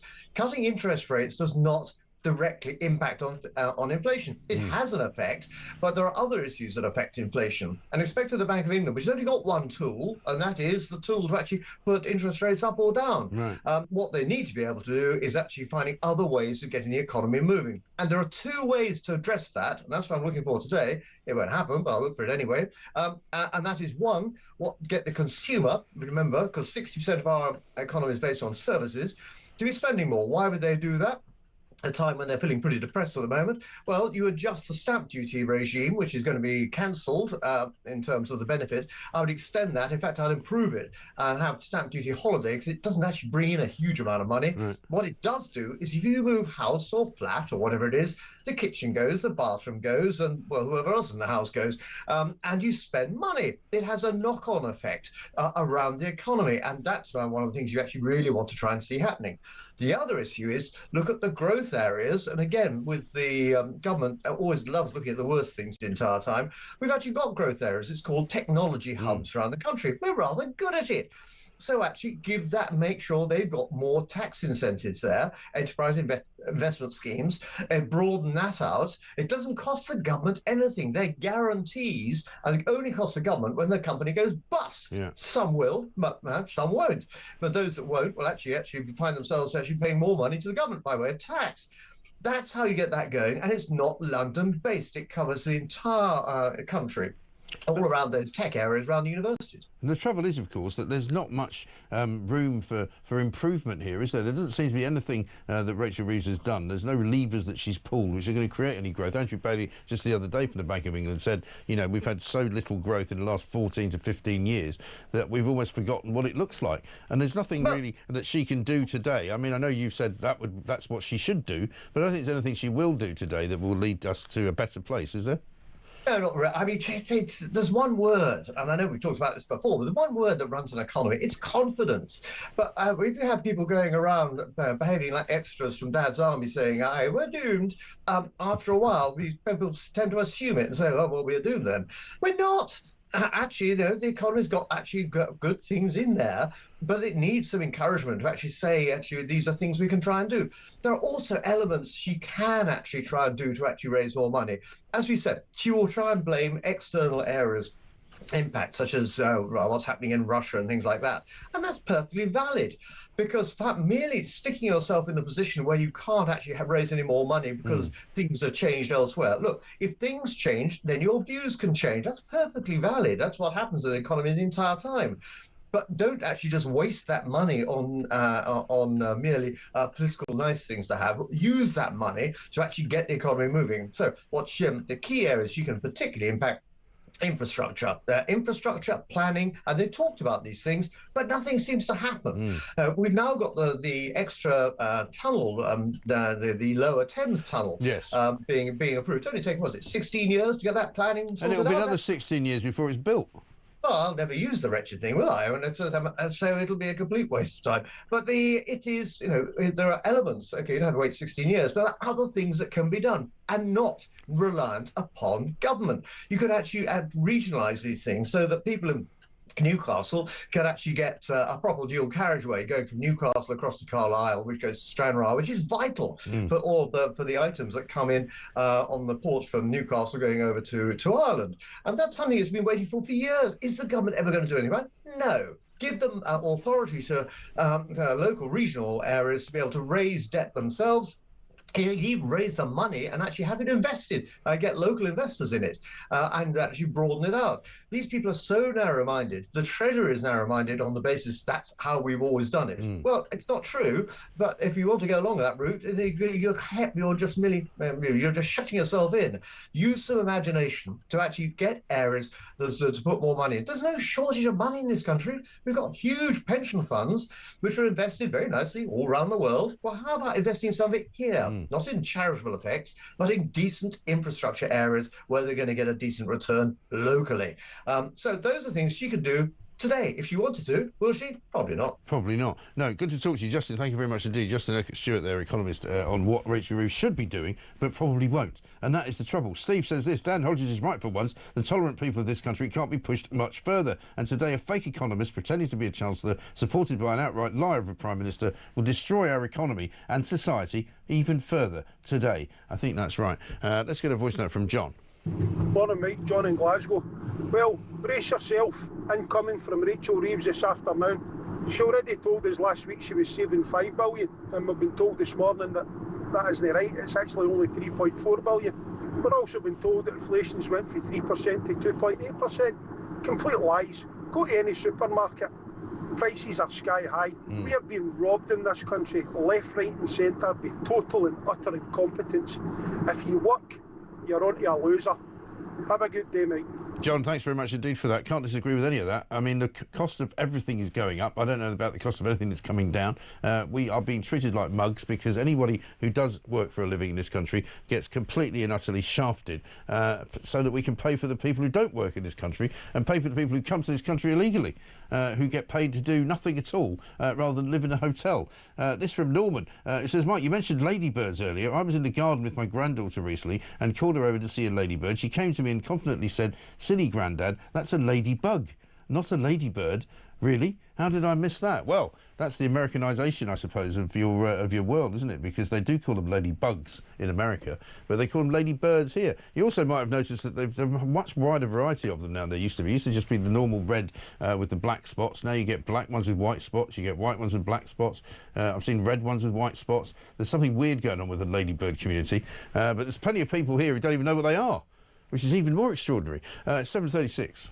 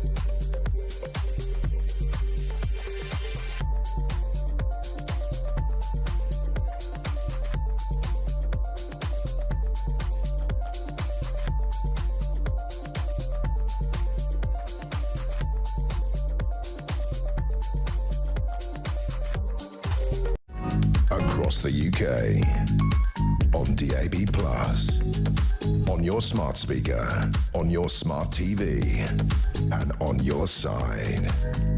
This is Talk. Welcome back to Morning Glory, 7:37. I'm Mike Graham with you all the way through until 10 o'clock. 4 glorious hours of this show. It's looking a bit grim again outside. It's quite warm this morning, though, I have to say. And inflation has fallen. Pull the other one. 3% down to 2.8%. I don't think it makes any difference. Something that's not falling, of course, is the number of people arriving in small boats. The boats are getting bigger. The numbers of people coming are getting bigger. And the amount of people being put up in hotels is getting bigger. So there's nothing small about any of that. Dan Hodges nailing it again this week. What's happened to him, says James from Wendover in Buckinghamshire. It's a slow process when you come on the show that I do, but after time, the mind meld is complete. And I think that's where we are with Dan Hodges. You know, I've spent a long time working on him. I've done it with Peter Hitchens as well. Peter Hitchens used to be grumpy, you know, sullen, difficult. You know, now he's funny, interesting, engaging. We don't always agree on everything, but, you know, same with Dan Hodges. He used to always argue with me. Now he realises that I'm right. Not all the time. I mean, nobody can be right all the time, but the fact is that he sees common sense now. And this one from Matt. I'm absolutely loving this new centre-right Dan Hodges. In the space of a week, he's gone from on my hit list to my Christmas card list. Keep up the good work, mate. Great show. Absolutely right. And Robert says from East Sussex, it's very reassuring that Labour's plans are all fully costed and fully funded. Yes. Let's get a voice note from Sue. Hi, Mike. It's Sue in Lee. This Labour government has no plans to deal with the illegal migrant crisis because they're importing the next election win. You can imagine how many are going to come here over the next 4 years on top of what we've already got here. They'll grant them all citizenship and give them all the vote. Yeah, well, I mean, stranger things have happened. I wouldn't be surprised. Henry Bolton's here, OBE, Borders and International Security expert. Henry, very good morning to you. Morning, Mike. So, here we are again. We got Migrant of the Day today. We'll get to that in a minute. It's another man that cannot be deported because of some bizarre reason. I'm going to see if you can guess what it is. Let's talk, though, about what's happening this week. 73 migrants arrived on Monday. Quite a low number, actually, I thought. 3,861 since March, since the beginning of March, rather. 5,917 so far this year. Very nearly getting up to just over 29,000 since Starmer was the Prime Minister. So, I mean, this is an increasing curve, isn't it? It is. I mean, so far, this is the highest number by this point in a year that we've had. Since the whole problem started. Yeah. So the situation is most definitely getting worse, as I predicted it would, because there's a sort of feed through from. Obviously, there's a sort of a delay, but there's a feed through in the number of people who cross the Mediterranean into the, sort of the southern flank of the European Union, right? And then later on, that increase feeds through to here. So we saw sort of last summer and into the autumn a large increase across the Mediterranean. Now it's starting to be seen here. So you know, as is always the case. So entirely predictable. Wasn't headed off. And obviously the government's approach, for whatever it is, it's lots of headlines are saying that they're going to spend this money, you know, create a new unit or go and smash the gangs. None of that is actually working. None of it's having operational effect. And again, that doesn't surprise me in the slightest. Yeah. For a budget today, it's all costing us money as well. Well, exactly right. And with everything that she says in the budget today, I mean, I'll be surprised if she mentions migrants at all. But I mean, it's the elephant in the room, isn't it? Because the billions and billions of pounds that are creating yet another black hole that we're spending just to keep them here and keep them fed and watered and housed. Yeah, indeed. I mean, it's costing us around about 5.5 million. Figures vary because, of course, the situation varies, the numbers and so on vary as well. But around about 5.5 million per day to accommodate people in hotels. But then, of course, we've got around about 67, heading for 68,000 of these people being accommodated in other forms of accommodation, whether it's social housing or whatever it is that the local authorities have provided. That costs money as well. It's very difficult to calculate exactly what. The ONS says that works out to about £14 a day, but still for you know, heading for 70,000 people, that's a lot of money. But, you know, on the other side of the coin, Mike, whatever solution we apply to this is going to cost us money to implement. There is no question of that. The point that I continually make is at the moment, that's going to continue to be the case until we actually stem the flow of these boats. Yeah. And until that happens, it doesn't matter how much money we throw at the problem, what else we do, it's not going to alleviate the problem. The only way to alleviate this problem is to stop the flow of the boats.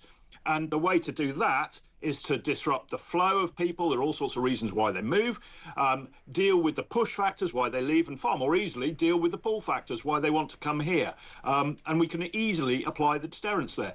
You know, there was the Rwanda scheme, which, you know, I criticised heavily, mainly because it was never going to be effective because the government, despite the pleas of people like Robert Jenrick, the government nonetheless sort of deliberately built loopholes into that, so it was never going to work. We've now got the government talking about a similar sort of scheme in the Balkans, which I worked in the Balkans on people smuggling and human trafficking. Well, according to Angela Eagle, it's a different type of scheme because she claims that the Rwanda scheme was in fact something which would deport people forever, whereas this isn't, which would suggest to me that they're thinking they send people there for processing and then they come back. That's exactly it, Mike. That's exactly it. And so if these people think that they are not going to be be successful, they'll come across illegally in any case. Yeah. And once they're here, if they're from places like Iran, Afghanistan, Syria, the government's still not solved the problem because they still don't have the means to return these people, and they still refuse to detain them in secure facilities until such time either they can be detained or they plea, you know, OK, I've had enough of this, we'll go back. Yeah. And on this, but they're not going to do that, are they? Here's the thing. I mean, you said, you know, every one of the solutions to this will cost us money, but we haven't yet found a solution. There isn't a solution yet.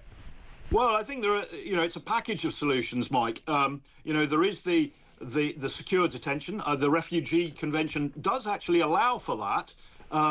So I think it's Article 31 of the Convention allows for secure detention if it's in national interest, and that doesn't mean, you know, hardcore security, just terrorists and so on. But it does allow for it. The ECHR doesn't. The Human Rights Act doesn't. Precedents in the UK and European courts doesn't allow for it. So that's hence the discussion about leaving the ECHR. So there's a whole package of things that we need to do, and we need to untangle ourselves from to be able to do this. But no government is looking at doing this. I mean, you know, I've just joined. But why the are they not looking at it? Why are they not looking at it? Sorry, let you do the plug in a minute. But why are they not doing it? Why are they not interested in doing it? Because I think genuinely, Mike, most Whitehall politicians, Westminster politicians, including sort of senior people and the government, are genuinely out of touch. I think they genuinely believe that the majority of the population would be appalled at such an idea. I think I genuinely believe that that's one of the reasons. The other reason is that they've got an institutional sort of inertia within the civil service that is advising against it, because the civil service itself culturally is opposed to the idea, and in the Home Office particularly that's the case. So there are a lot of obstacles, and the only way to overcome this, Mike, is real sort of visionary leadership, which we lack. We all know we lack that throughout the House of Commons, whether in government or otherwise. So, you know, there's lots of people who talk. There's lots of people who, though, don't have the vision, don't have the knowledge, don't have the experience, and don't have actually the leadership skills. Although they might present themselves well, they don't have the leadership skills to drive this through in government. No, they absolutely don't. And coming back to your plug in a moment, just one story today, the migrant story of the day, a Pakistani paedophile, a man who was sent to jail, who came out of jail and then committed yet another assault on a teenage girl, was sent back into jail and ordered to be deported. But while he was in jail, operated with a lawyer through the European Convention of Human Rights and got the right to stay here on the grounds that he's an alcoholic. And if he was sent back to Pakistan, he would be treated very badly because of his addiction to booze. I mean, you couldn't make it up. No, you couldn't, and you know you lose count of the number of such stories we hear. That there are 18,000 foreign national offenders who should have been deported, but have not been deported and are living amongst us in society. The other thing is, we were talking about hotels and the cost and so on just now, but a lot of these foreign national offenders don't have necessarily anywhere else to go, and so they are being accommodated. They don't have accommodation, and rather than make them homeless when they're kicked out of jail, and rather than deport them, they're actually being accommodated in these hotels, the same as asylum seekers. And so that's causing problems within those hotels as well. But, I mean, all of these things can be dealt with. My plug, Mike, and forgive me for this, but the only party that is talking about doing all of these things is the SDP, the Social Democrat Party.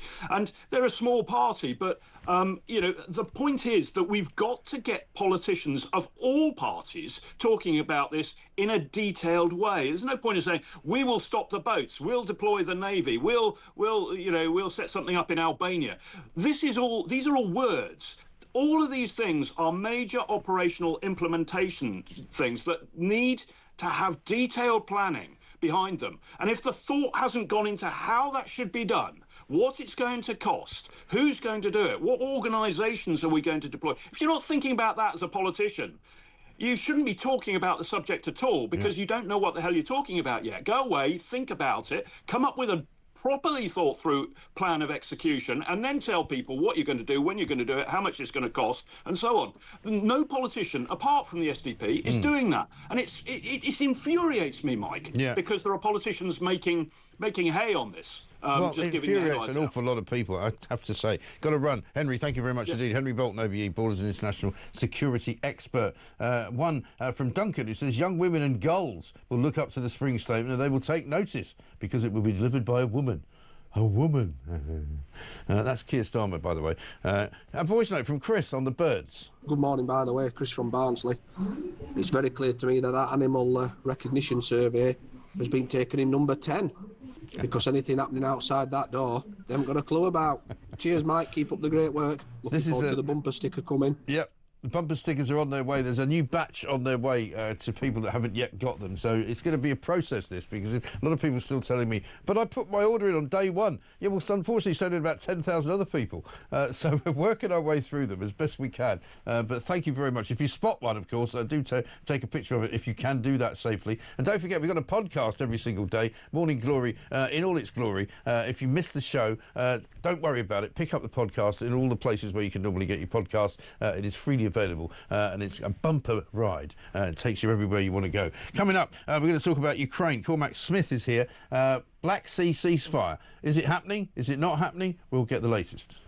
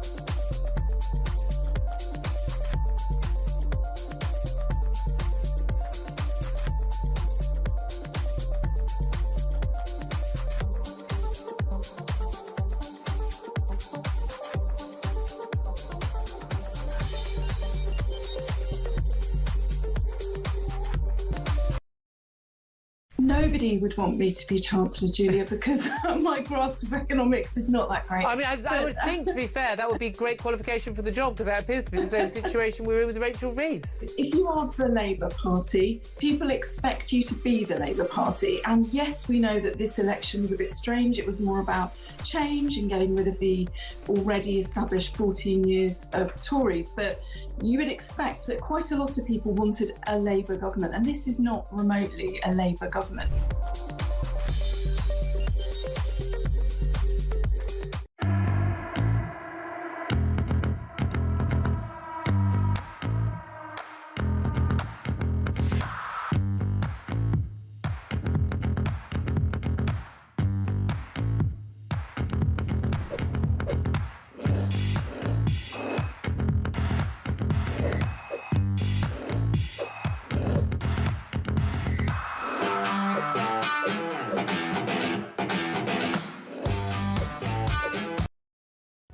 Across the UK, on DAB+, on your smart speaker, on your smart TV, and on your side.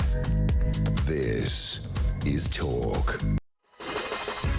Welcome back to Morning Glory, 7:53. I'm Mike Graham. Coming up in the next hour, we're going to be speaking to Esther McVeigh MP. Later on the show, we'll be talking to Sir Ian Duncan-Smith, and also we've got another government minister coming on, Luke Pollard, Minister for the Armed Forces. We've got some questions for him. Let's get a voice note from Sean. Morning, Mike. Sean from Grimsby here. So Rachel Reeves is going to blame Donald Trump and the Ukraine war for today's second budget. I mean, this is absolute nonsense, mate. These people think we're stupid. They think that we don't understand basic economics. I mean, of course we do, otherwise we wouldn't be interested in this stuff. I mean, absolute fools. Well, this is the thing. I mean, they assume that they know about the big macroeconomic world in which they create all sorts of opportunities for us to make ourselves money. Well, they forget that actually the biggest driver of the economy is small business in this country. The biggest driver of the economy is individual entrepreneurs, is people who understand business, who understand how to make a buck, who understand how to invest in things which will then reap the rewards later on.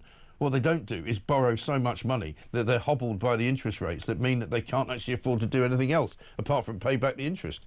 And that's effectively a lesson in economics 101 for Rachel Reeves. I've just given it in 30 seconds. She doesn't know any of that stuff, and she should. After all, she is an economist. Let's talk to Cormac Smith, former Ukraine Foreign Minister advisor, of course. A lot of excitement over the night when it broke late last night, that there was some kind of peace deal in the Black Sea. It got slightly more complicated after that because it would appear that Russia would only agree to the peace deal that they'd already agreed to if there was further sanctions lifted and further companies being allowed to operate in the rest of the world. Let's find out from Cormac what's actually going on. Cormac, very good morning to you. Morning to you, Mike. How are you? Yeah, good to speak to you. Not bad. It seems as though people are saying to me that Black Sea was already a lost area for Putin, so it was not much for him to give up because he'd already kind of been beaten there. But he sort of pulled the rug at the last minute, didn't he? Yeah, well, look, two things to say. One about the Black Sea. Putin has over a year ago withdrawn his entire Black Sea fleet because the Ukrainians, a nation without a navy, had sunk over a third of it, including its flagship, the Moskva, back in April 22. And they had returned their grain and fertilizer exports to very close to pre-war standards. So Ukraine was effectively controlling the Black Sea export routes. The other area which is involved in this, of course, is attacks on energy infrastructure. And this has been hitting Ukraine very, very hard in recent years. But of course, we're coming into the summer period where it's less critical on Ukraine. And what Ukraine has been doing recently with their own developed long-range missiles, they have been taking a horrendous toll on Russian oil facilities and oil refineries and so forth, which goes to the very heart of the Russian economy and Russia's ability to fight the war. So I would say there's not much in this, but what there is in it seems to be in it for Russia. But then, of course, the interesting point, again, there seems to be conditions, and it seems to be conditional on sanctions on Russia being lifted, including the very important sanction of Russia being allowed back into SWIFT, which is the international money exchange. Money exchange. Sorry, I lost my lost my It's words. easily done. It would seem to me, Mike, that the Ukrainians weren't aware of this. And there has been a war of words with President Zelensky accusing the Russians of lying, which of course is very easy to do because back in my day in Ukraine, I worked for a minister who used to say that Russia lies on an industrial scale. This is what they do. But the statement that was released from the White House seems to make it very clear that, yes, Donald Trump is going to look into having various sanctions lifted. And, of course, that would require the cooperation not just of America, but of the rest of us in the West and other countries who are employing those sanctions. So I think this is a great big nothing burger. Right. So is there a ceasefire, and even if there was, would it matter? I don't think so. Right. Certainly there's no ceasefire as yet. If there is, it's a partial ceasefire. It is not a peace agreement of any idea. And we've got to remember it's 2 weeks on since the Americans proposed a 30-day unconditional ceasefire, which Zelensky immediately signed the Ukrainian people up to. The Russians immediately came in. I said it wouldn't go anywhere at the time because the Russians came in with conditions which were absolutely impossible for the Ukrainians to accept. Should focus on the word unconditional. What we're trying to achieve at the moment is some sort of a ceasefire so negotiations can progress. And what we've seen yesterday and overnight, does not give me an awful lot of hope, if I'm very honest. No, sure. And also, it would seem that the Trump administration is doing everything to encourage and reward Russia and not acting in Ukraine's interest. That's how I read it, and that's how my Ukrainian friends read it.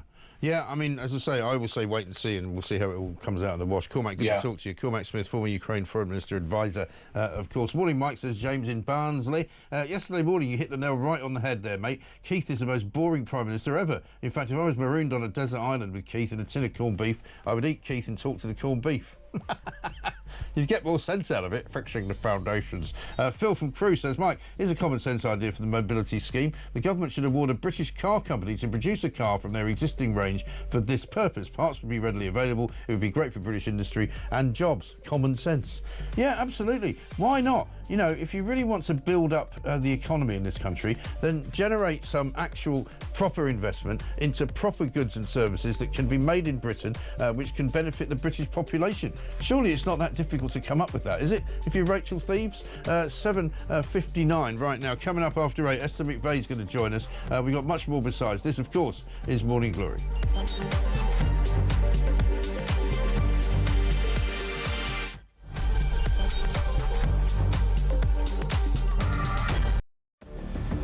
I can announce this government will begin the biggest sustained increase in defence spending since the end of the Cold War.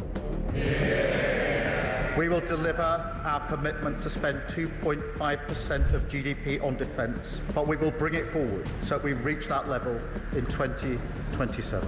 The answer from European capitals has been as resounding as it is clear. We are in an era of rearmament to respond to the short-term urgency to act and to support Ukraine, but also to address the long-term need to take on more responsibility for our own European security. On Saturday, we also agreed a new £2.2 billion loan for Ukraine, backed not by the British taxpayer, but by the profits from frozen Russian assets.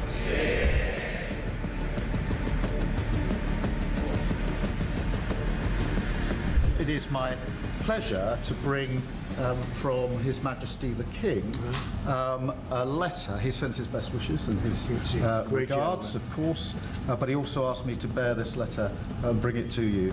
So can I present the letter from the King to you? Thank you very much. Am I supposed to read it right now? Yeah, please do. I will do. I've got to tell him what your reaction is, so I need to know. I need to know. He is a great gentleman. A great, great gentleman. He said he thinks the war's going to go on for a long time, and he better not be right.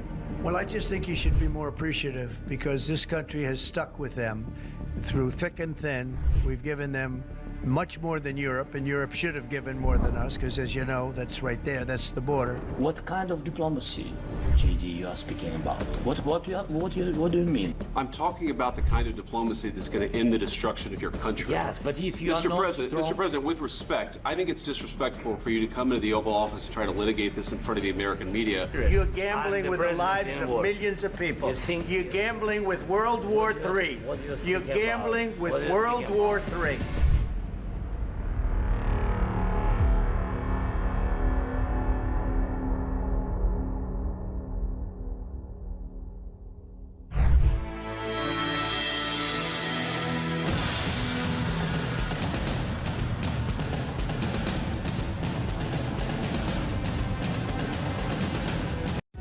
Across the UK, on DAB+, on your smart speaker, on your smart TV, and on your side. This is Talk.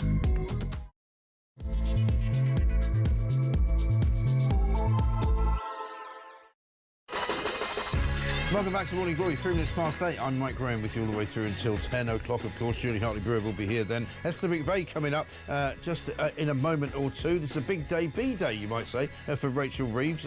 Not only have NASA decided they're no longer going to send a woman up to space, they're not going to send a woman to be the first woman on the moon, which apparently is unrelated to Rachel Reeves being the first woman chancellor, but she's going to apparently lay out her plan for making Britain get rich again. I don't know what she's going to say, I don't know how she's going to say it. She's going to blame world events on why everything's gone horribly wrong.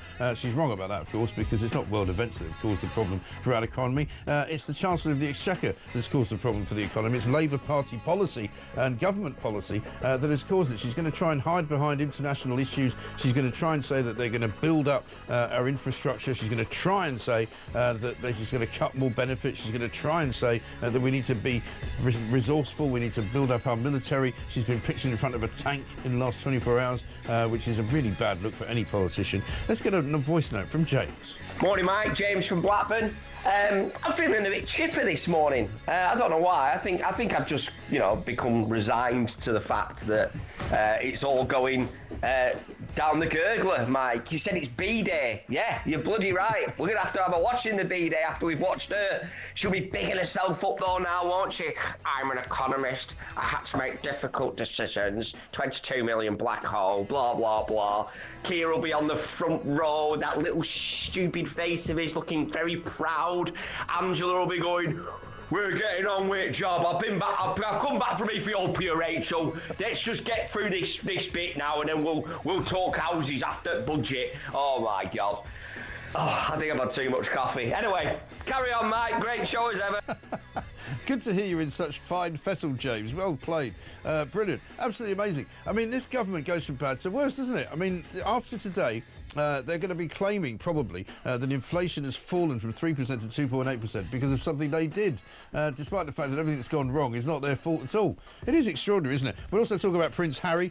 He's on the front pages this morning because he's had to resign from his own charity, which appears to have gone down the gurgler as well.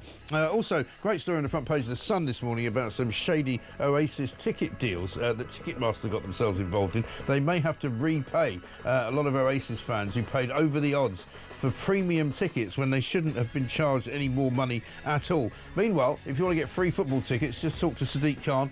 He's been getting some of those. The Motability story goes in a good direction, though, because the Motability bosses have reacted to our investigation of last week, in which they've now said we're going to be cracking down on people who are misusing Motability cars. They might even start taking them off people who shouldn't have them. Absolutely brilliant stuff. We'll be talking about the migrants as well with Esther McVeigh, and why this nation cannot recognise ordinary birds and creatures that walk around in this country. I mean, if you saw a badger, would you know what it was? Apparently people don't. This is Morning Glory. Let's get it on. Hard to believe, isn't it? Absolutely extraordinary. Mike, I'm a civil servant, says Mike. He says, Home Office, in fact. Henry is correct. We are not all the same. I want out of the ECHR. I want out of this Labour government. It's the higher echelons of civil service and government and the legal system that are the barriers to moving away from the ECHR. I'm sure that's right. Terry in Slough says, what's the difference between a battery and the Labour Party? A battery has a positive side. Very good. One for the scientists there, I suppose, and the engineers. Sarah says this from West Sussex. Great show as always. Just chuckling at your comments about ladybirds, not ladybugs. You'll have the ladybird police out about your non-politically correct comments about the yellow and orange population. You'll be arrested for a lack of diversity and equality in the insect population. Yeah, that is weird. Let's talk to Esther McVeigh, former Minister for Common Sense, which sounds as though you're no longer the Minister for Common Sense, but you kind of still are, because there's not much of it in Westminster, I'm afraid, Esther. How are you? Good morning, Mike. Yes, I try and inject some common sense where I can. Yes, well, we saw some of that yesterday, and I'm afraid to say the answer to your question was pretty pathetic. But let's have a look. Given the government doesn't believe in sending illegal immigrants to third countries like Rwanda, can the Minister explain how the government plans to deport people who've destroyed their documents as they've come to this country so that we don't actually know their country of origin? Or is the solution to keep those people here forever in hotels or in one of the 1.5 million homes Labour plans to build? I think that the Right Honourable Lady should remember that the Rwanda scheme was about deporting people for good and not dealing with their asylum claims. That is not in any way what this government would ever consider doing, which is why it was cancelled. Yeah, I mean, that wasn't really the question, was it? I mean, they specialise in answering questions that nobody asked them.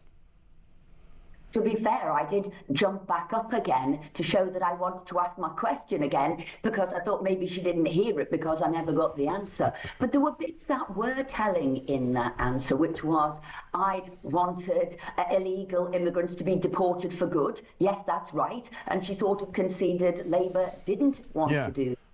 But they don't actually have that answer. I mean, what does the Labour government do with people who've destroyed their documents as they come over here? So you don't know where to send them back to.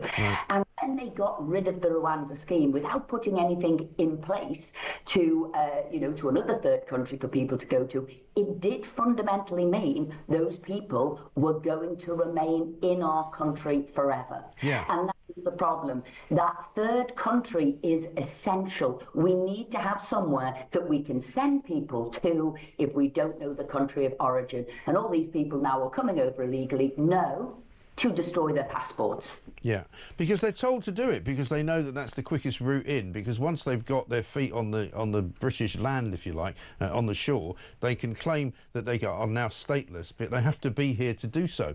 So it sort of bypasses all of the nasty, paperwork that you would have to do if you were trying to come to this country legally. And as you say quite rightly, it's kind of important and very telling, I think, that the Labour government are saying we don't want to deport people permanently. We want to send them to places like Serbia for processing, and then once they've been processed, they can come back and live here. I will say immigration and all the issues flowing from the number of immigrants coming to the country, legal or otherwise, is at the root of all our problems at the moment. And if Labour aren't going to get a grip of this, they will see housing issues increase, cost of living increase, transport, schooling, whatever it is, all of those problems will multiply, because we cannot cope with the number of people coming into this country and the UK paying for them. So I'm afraid Labour haven't got a grip on this. I don't think they ever will have a grip on this, and we need this Rwanda or some other third country to send people to. And just think about it, they've wasted that scheme. Well, they totally have, because they had a ready-made, oven-ready, if you like to call it that, way of dealing with this problem. And at least they could have given it a go to see if it would work, given that the framework was in place. But they just didn't want to, because ideologically they couldn't bear it. But similarly, we've got another story. I call it Migrant of the Day now on this show. We've got a story today about a Pakistani paedophile who committed sex crimes, was put into prison, was released from prison, then committed yet another sex crime, this time with a teenage girl, was put back into prison and ordered to be deported. While in prison, he hired a lawyer, used the European Convention on Human Rights to make out that because of his addiction to alcohol, he could not be sent back to Pakistan, because they take great umbrage at that, because it's an alcohol-free country, and he'd be treated badly. So now he's allowed to stay. These stories get more outrageous by the day. These people are running rings around our immigration system, and I'm afraid the government does need to get tough here. I mean, people are calling for, even new Labour MPs now in the red wall seat are saying, let's get out of the European Convention of Human Rights. Let's get rid of, or at least I'm calling for, the Human Rights Act, which embeds that into British law. We cannot have such ridiculous cases being won with outrageous reasons, because I said it's making a mockery of us and our legal system. Yeah, I know, absolutely ridiculous. Let's talk about Rachel Reeves briefly, because it's a big day for her. B-Day, we're calling it here. Some people are taking that the wrong way, but you shouldn't, obviously. She's going to get up and try and convince us all that she's the Iron Chancellor. I mean, she's been pictured... I mean, in my view, you never picture yourself in front of military equipment, especially if you're just trying to do it to make yourself look hard, you know. She's making out that she's battle-ready, she's ready to take on Putin, you know, but meanwhile she looks like an extra from airport, you know, wearing this kind of high-vis yellow jacket. You know, we're not ready to take on Putin. We haven't got the resources, we haven't got the money, we haven't got the armaments, we haven't got the soldiers, so we're not taking on Putin at all. But, I mean, she's not going to say anything, really, that's going to convince the country that she's in charge of a decent and growing economy, is she? No, I mean, this is going to be a very bad day for Rachel Reeves. It's going to be humiliating. It's all self-inflicted, and it was all highly predictable. I mean, I remember when Rishi Sunak gave the response to her budget in October, he said, you are going to destroy growth. You talk that it's your #1 priority, but those taxes you've now put on the country's wealth creators is going to crush growth. And that is exactly what's happened. I think it's shown, and I think she'll be found out today, that she's woefully unprepared to be the Chancellor of this country. I think she's lacking experience, and I even believe a campaign has started to stop Rachel Reeves being called Rachel from accounts. Accountants are now saying it's giving them a bad name. I mean, really, you know, she has to be the worst Chancellor we've ever seen. And I'll tell you one thing, Mike, it's a dangerous time for her, because I'm hearing from really well-established Labour MPs, they want her gone. Yeah. Well, this is the thing. I mean, people... She's the worst Chancellor they've ever had. As Labour MPs are saying that about her now. Yeah. Well, let's have a look at what Kemi Badenoch said when I asked her that question yesterday when she was here. Should Rachel Reeves lose her job?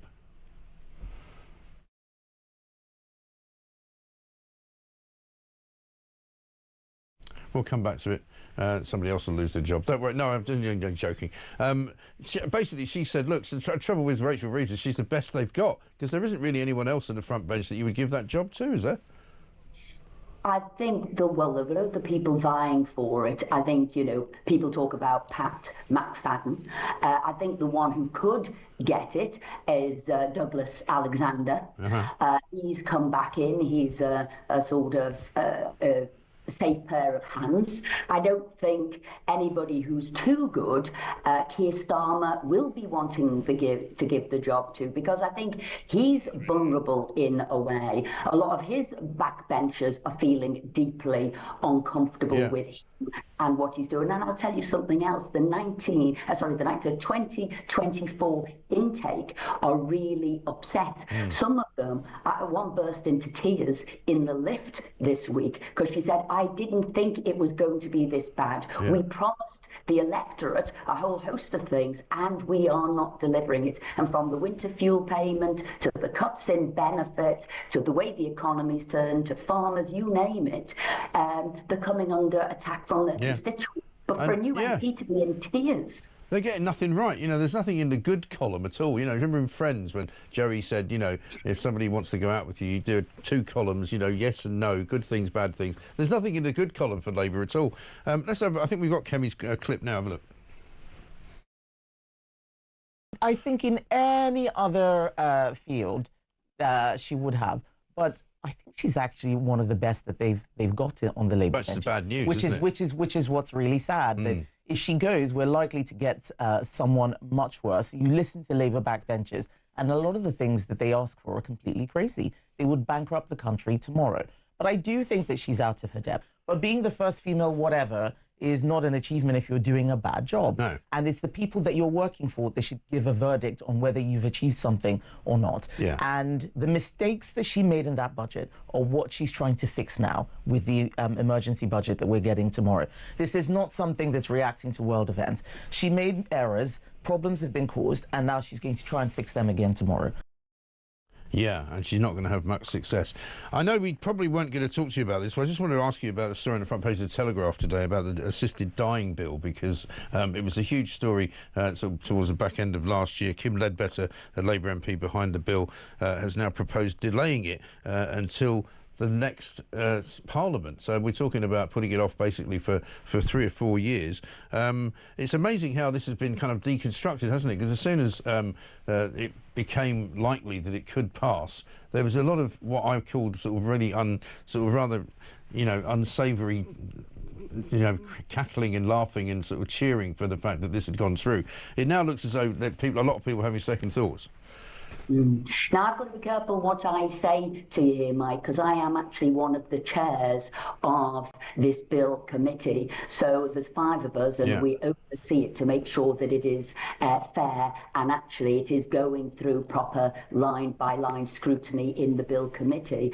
And maybe we're doing a good job because this is what's coming out now. Are they prepared? I read the front page of the Telegraph today with great interest. So I apologise if I can't say too much more. I get that. I am on the chairs. I'm on the panel of the chairs, and I'm overseeing this bill committee. Yeah, no problem at all. Listen, good to talk to you. Esther McVeigh, thank you very much indeed. Former Minister for Common Sense, still makes an awful lot of sense, of course, as well. Critics of what is happening to the bill say this is not an admission that the bill doesn't work. It shows it's a long way from being safe. If they need 4 years to work it out, then it shows the bill is still riddled with problems. And I think that's probably what a lot of us said at the time, when there was a lot of kind of cheering and sort of, I don't know, celebrating, if you like, which seemed very remiss to me, because it's not something that anybody wants to see, really, that you have to bring a bill into to the world which makes it easy for people to do away with their relatives. I mean, that's effectively what it is. And I think an awful lot of people felt very uncomfortable about the way that Kim Ledbetter behaved and the way that Kim Ledbetter was kind of, leading the charge and sort of being very, very optimistic about how this bill was going to pass really quickly, and suddenly lots of people would be able to give permission for their relatives to be put to death. So I think it's good that they've actually done what they've done, which is to delay it and to make it a lot more people think about what they've actually decided they want to vote for. And I think that's right. Lee from Hampshire says, I can't believe people can't identify British wildlife when everyone has unlimited information in their pocket in the form of a smartphone. Yeah, well, maybe by the time you take the smartphone out, the robin's flown away. They do.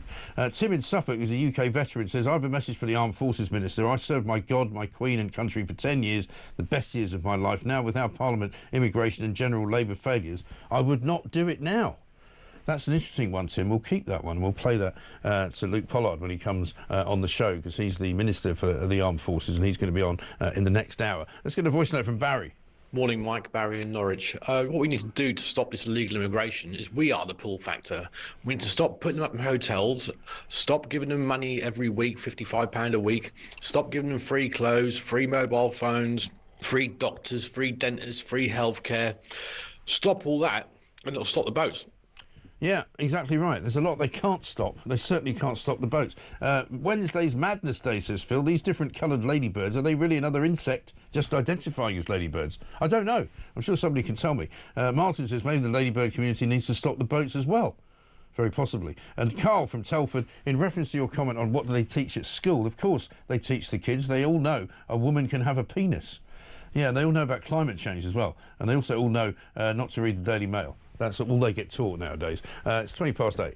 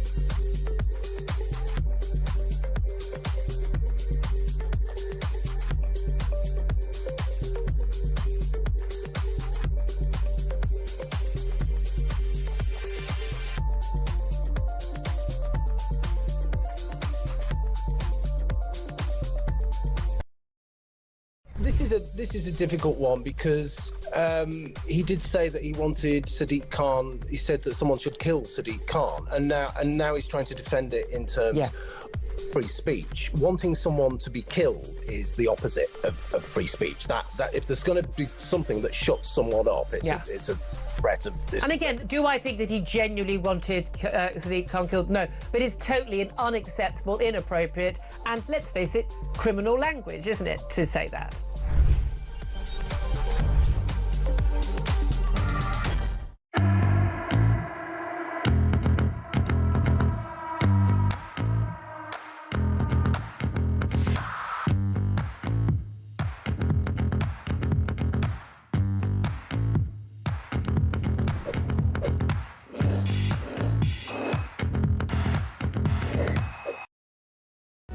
Across the UK, on DAB+, on your smart speaker, on your smart TV, and on your side.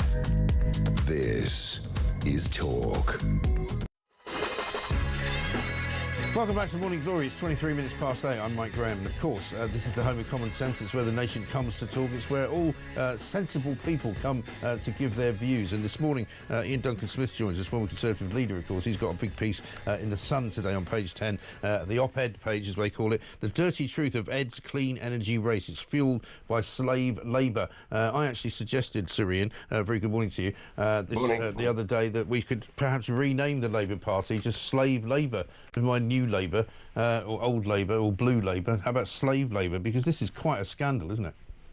Yeah, we've had a big run-in on this for some time. I've been campaigning against this for a number of years. I'm sanctioned, as you may know, by the Chinese government because I set up an organisation called the Interparliamentary Alliance on China, and we found the genocide in Xinjiang, which is the eradication of the Uyghur by China, and the men are in slave labour camps. And what I then realised, and what we realised, is that they're using them to produce solar arrays and also wind turbines. And because they do two things, they, first of all, illegally subsidise the businesses to 100% of bid value anywhere in the world. And so that's illegal under WTO rules. But the most important thing is they don't pay people to make this stuff, so they can undercut every single business. So they've gone from nowhere in the net zero area to the dominant players in the world with 90% of polysilicon, which is the key to transforming sunlight into electricity. And most of that is made in Xinjiang by slave labor. Now, Labour know this. They absolutely know this. We've had this debate God knows how many times. And they're saying they can't do anything about it. So we had a big debate last night. We've had a big vote. Labour then were forced, Labour backbenchers, to vote for slave labour last night, for the use of slave labour. That's the awful truth of what happened last night. Incredible, yeah. And it says in your piece the House of Lords amendment also could have been passed in the House of Lords and would have ensured that all slave-made products would not be brought in by the state-owned company Great British Energy. But they were whipped, the Labour MPs, or Labour Lords rather, to remove that. Yeah, they were. And that's the terrible fact of it. Instead of trying to negotiate it or find a way through, Labour decided, the government, that they wouldn't. And I know what's going on here, and we're really honest about this.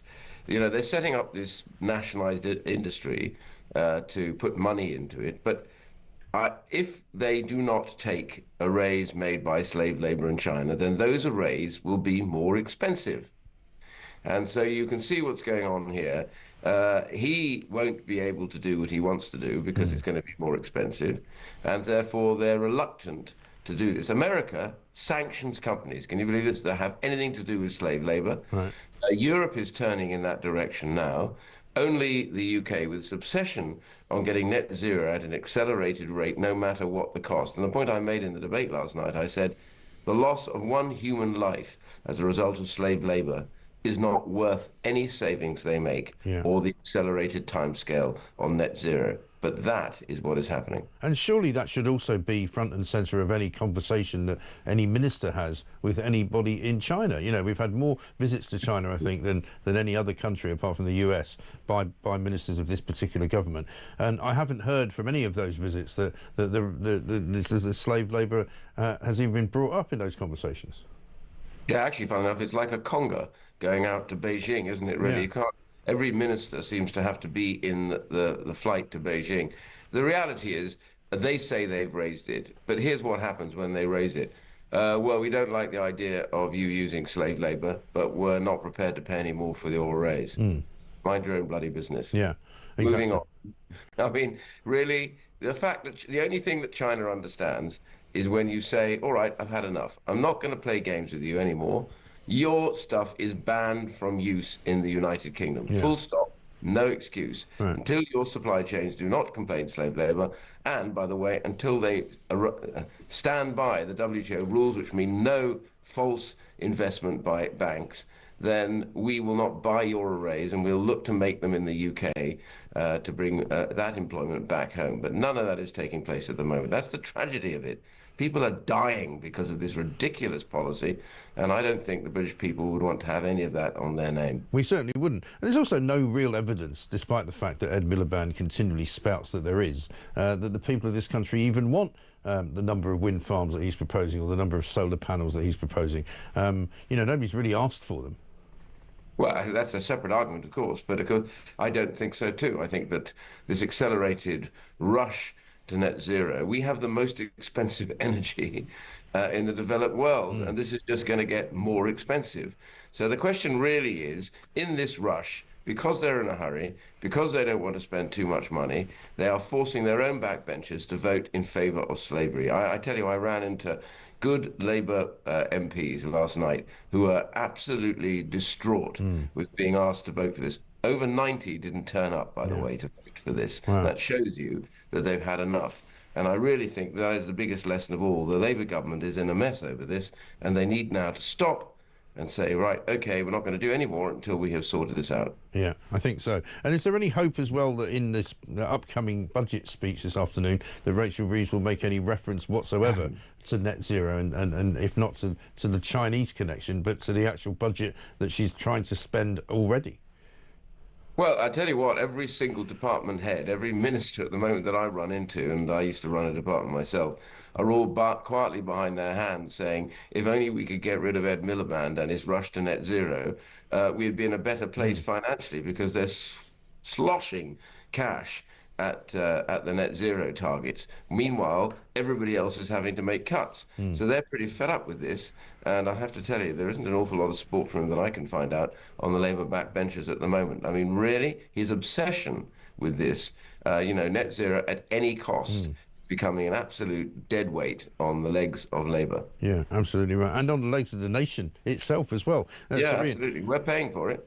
Absolutely right. Good to talk to you. Serene Duncan-Smith, thank you very much indeed, former Conservative Party leader. Big piece in The Sun today. Dirty truth of Ed's clean energy race. It is extraordinary that it's fuelled by slave labour, and of course the socialists don't seem to care. Well, surely they're the good party. Surely they're the people with the consciences. Surely they're the people that want to look after all of our friends and neighbours around the world. Workers of the World Unite. Remember that one? Oh, no. Slave labour. That's fine. Why? Because it's net zero. Super. Marvellous. Wonderful. Let's get a voice note from Ken. Morning, Mike. Ken in Dorset here. Regarding our Pakistani alcoholic, I would have thought the best way to cure alcoholism was to send him back to Pakistan, which is a dry country. Job done. Great show, Mike. It's a very good point, actually, Ken. Yeah. Send him back to a country where there isn't any alcohol. I mean, there may be sort of hooch that you can make around the back of the shack. But basically, you can't just go down the pub and get yourself a couple of large vodkas. So maybe it's the way to go. The idea that we're keeping him here because he's an alcoholic, a paedophile, is brilliant. You know, what's going on? Migrant of the day. I'll tell you what, 29,159. You can see the number on the screen there. Here's one from Peter in Norwich. He says, if we all run our household budget in the same manner that Rachel Reeves runs the country's budget, spending more than we earn, buying things we do not need, and then we'd all be sitting on packing cases on the pavement, watching bailiffs repossess our homes. She's got to go. Absolutely. And one from Sarah in Coventry, loving the show, always makes me laugh, just to say what the kids are reading at school these days is there's a baby in daddy's belly. What an absolute joke. Peter in Suffolk says, if the figures are as bad, it's world events. If some figures come good, it's Rachel from accounts that did it. I don't think so. Exactly right. We don't, as they say, have heads that zip up the back. Brian in Worthing, morning, Mike. Are we going to get a government that will put this country first instead of giving billions to the rest of the world? We, the people, have had enough. I think there's a lot of that feeling going on today, particularly people who have listened to what Dan Hodges said. I mean, Dan Hodges even said that people in this country have had enough. It's absolutely ridiculous. Mike, go easy on Labour and Rachel Reeves, says Kieran. They have made a change. The change that we voted for is now here. Instead of having notes, we've literally got loose change. You've got pennies instead of pounds, and that's down to Lego hair Rachel and wax hair Keith. Oh my God, this budget announcement is going to be cataclysmic, and it will be the beginning of the demise of this government. I think it will be. Do you remember I said last year that there's something rotten about this government? There's something rotten at the heart of it. There's something rotten about Keir Starmer and Rachel Reeves and the whole shebang, and I think it's just the beginning of it. I mean, I know that we've been saying this for a while, but they've just gone from bad to worse. Ever since I started having these conversations, this has happened, and we have now reached the lowest point I think this government has ever been at, and that will be seen. Everybody says it this afternoon when Rachel Reeves gets up after Prime Minister's questions and unveils her mini budget. B-Day it is for Rachel Reeves. It's not going to be a good one. She's not going to like it, and I don't think we are either. This is Talk.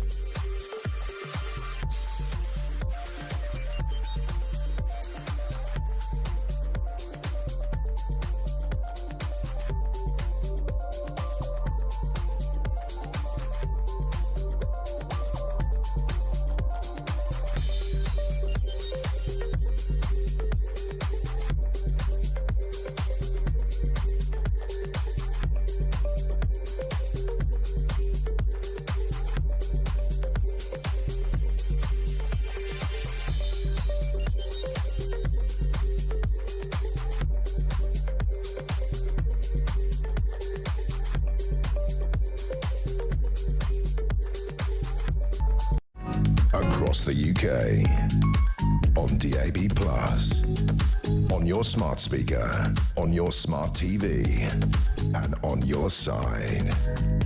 This is Talk. Welcome back to Morning Glory. It's 8 to 34. I'm Mike Graham. Music banned on the word yellow. Yeah, that's the BBC. They banned the word yellow from a Spice Girls song. I'm dreaming of a white Christmas. It's totally stuffed then, says Bill in Cheshire. Well, you don't know. I think yellow is the problem rather than that. Let's get a voice note from Judith. Good morning, it's Judith from Altoffs, West Yorkshire. Have you ever noticed that all politicians talk a good game regarding illegal immigrants and all of the other immigrants that's come into the country? Smash the gangs, send them to other countries and all this, that and other, and then sit back and do absolutely nothing. And Labour will do nothing because just like the Tories before them, they don't want to. And that's it. End of story. Thank you. Judy, thank you very much indeed. Great common sense message there. Lee from Hampshire. I can't believe people can't identify... Oh, no, we've done that one already. One from Big Al. How immigration is not a #1 priority for the government like it is in the USA? I don't know. It's so scary how many people are coming over that I fear for my poor 9-year-old of what he's growing up in. Well, I think a lot of people feel like that. There's absolutely no question. We're going to talk to Sharon Davis now, MBE, Olympic medalist, of course, swimmer, campaigner for common sense. And we've had a little victory for common sense, and I think we've got a little jingle for it. Yay! It's Keir Starmer after his countdown. Oh, goodness me. Anyway, listen, here's the thing. Female athletes are going to undergo a cheek swab to confirm their gender before they can compete at international level. World Athletics, the governing body of track and field, has finally approved the introduction of this method to determine if an athlete is eligible to participate in women's events. It sounds straightforward, but, I mean, it's been a long time coming. Sharon, very good morning to you. Good morning. I'm going to do my own. Yay! We're getting there slowly, one sport at a time. Yours is a lot better than Keir Starmer's already. But yeah, I mean, it's been such a pain, this story, hasn't it? It's been ridiculous. You know, women have suffered, women have lost events, women have been knocked out of events, particularly in the boxing, the Olympics, you know, that we can remember. Is this finally going to put an end to all that? Yeah, the boxing last summer really was the negligence. I mean, it was an unbelievable situation that the IOC allowed to happen. Bearing in mind they've been given results from sex screening 18 months prior to that Olympic Games. So they knew full well what they were doing. Yeah. And they still allowed it to happen, you know, and genuinely a girl, you know, a young woman could have lost her life. So It was astonishing. I think it woke a lot of people up. We've been fighting this battle now for over 10 years. Yeah. And, you know, you say that they're bringing sex screening in, but actually sex screening was there in the 60s, 70s, 80s, 90s. It was only removed in 99. And that was after the IOC had actually polled all their female athletes. And 84% said, yes, please carry on with sex screening because it protects the female category. And of course, the IOC being the IOC still got rid of it. Right. The good news, of course, is that Trump is saying he's going to protect the female category in LA. So hopefully that will put pressure on the IOC to adopt Seb's policy. But at the moment, this is only track and field. And we've got to remember as well, you know, this is at elite level. It's not at every level. Yes. So we can't just protect elite females and say they're worthy of fair and safe sport, but everybody else is not. It needs to be all females of every age deserve their fair and safe sport, their own space, away from male advantage. And that's it, really. It's not a difficult question. It's really not. And surely it should filter down, shouldn't it? I mean, is there no process by which that can happen? I mean, if World Athletics says something is the case, surely it should filter down to all the amateur levels as well, shouldn't it? Well, I think it would filter down automatically rather than actually saying, right, we're going to sex screen everybody, because that probably would be extremely difficult and probably quite expensive. You know, this will be paid for by World Athletics, and it's actually quite a cheap, you know, quick process. The anti-people would turn around and say this is extremely, you know, difficult for people. It's not true. It's a 10-second cheek swab. I had one done in 1976 at the Olympic Games when I was 13, way back when. It's once in a lifetime because human beings cannot change their sex. And if you're actually an elite athlete, you have to submit to WADA doping tests, obviously, which are much more intrusive. So, you know, it's not intrusive. That's just a way to try and blackmail people again to not do this system. And you know, if you're not going to pass, you're not going to pass. And it will get rid of a lot of DSD athletes as well. You know, there was a DSD athlete that we saw last summer in the boxing. This is someone who's misdiagnosed when they're born as being male. Right. And then because they have a difference of sexual development, which means that they have internal testes, in this country it wouldn't happen because they would have been given a blood test. But in Africa, and particularly in the African nation, it happens a lot. And then they spend their youth with an F on their passport. Then they go through male puberty. Yeah. And most of them know that they've gone through male puberty, you know. So, and then they're gaming the system, which is what's been happening as well. So it will get rid of that problem too. So the only people that we will see competing in LA in women's track and field will be biological females. And there's a World Athletics Championships, I think, in Tokyo in September. So would it be ready for that as well? Yeah, I think that's what Seb is trying to do, get it out by September for Tokyo. You know, it's just now trying to find someone that they can procure to do the testing. The funny thing I find about all of this DEI stuff as well is that since Trump has got in, people are sort of running away from it at 100 miles an hour, almost as if they don't believe it. You know, the idea, we've just learned today that NASA have now pulled back from their plan to put a first woman on the moon and a first woman of colour on the moon and all of these different categories, right? They've just said, no, we're not doing it now. You know, all these big banks are now saying, oh, we don't need to have all this diversity and inclusion policy, just get rid of it. Which actually makes me even angrier, the fact that they're doing away with it so easily. Because, you know, I don't even mind people having a different view from me, but when they sort of fold so easily just because the government of America has changed and they now don't believe in what they've been pushing for the last 4 to 10 years, I mean, it's unbelievable, isn't it?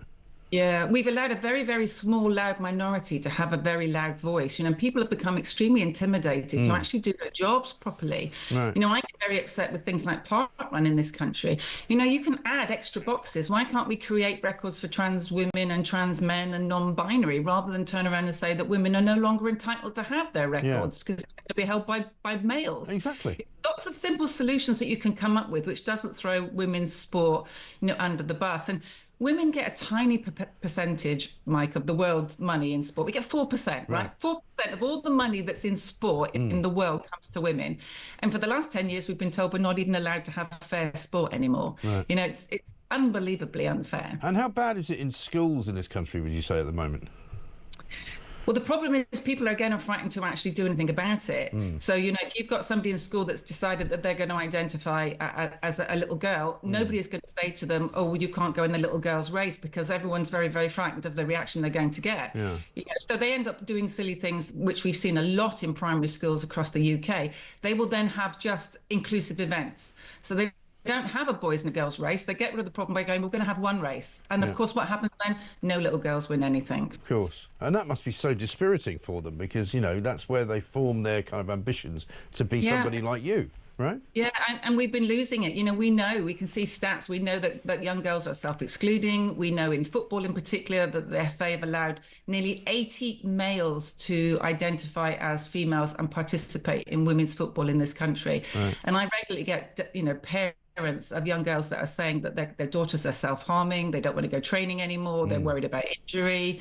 Because, of course, women have a different biology. We have a different Q angle, which is the angle from our hips to our knees, which means we're more susceptible to knee injuries, and males have better cadence. And, of course, we're going to get injured, So in contact sports in particular, women have been self-excluding. Yeah, it's shocking, really. But at least one step in the right direction, so thank you for that. Absolutely. Sharon, a good day yesterday. Well done. We'll take the victory. Sharon Davis, MBE, the big medalist and campaigner, of course, as well. Brilliant. Absolutely fantastic. We've got a couple of calls to take. Let's take them. David's in Gloucestershire, wants to talk about the ornithology debate. David. Good morning, Michael. Morning, sir. What can I do for you? Well, I was just having a thought about the fact that youngsters can't identify badgers, hedgehogs, ladybirds, robin redbreast. Right. I was just thinking that maybe if you put a lineup of drugs, guns, knives, I expect they would get a 100% score rate on identifying those. Oh, yeah. Everything that they can get on YouTube and various other TikTok accounts, right? Yeah. Well, maybe what we have to do is we have to get the Caravan and Camping Club, who are the people that did this study, to get themselves a TikTok account and start sort of, making it interesting to spot birds. Well, maybe. But, I mean, I don't see that catching on very much. I don't see... You don't sound too enthusiastic, David. Thank you very much indeed. This one from Dave, who says, "Morning, Mike. I fear for the working people of this country. It was today's spring statement, but good job council tax isn't going up and our electricity bills have come down by 300 quid. Tracy says this, "Good morning, Mike. I give Rachel 47 seconds before she pulls the 22 billion line." And here's one from Ray in Huntingdon. He says, "When I was a National Express driver back in the 80s and 90s, they estimated how much I would get in tips for the year, and they used to tax me accordingly.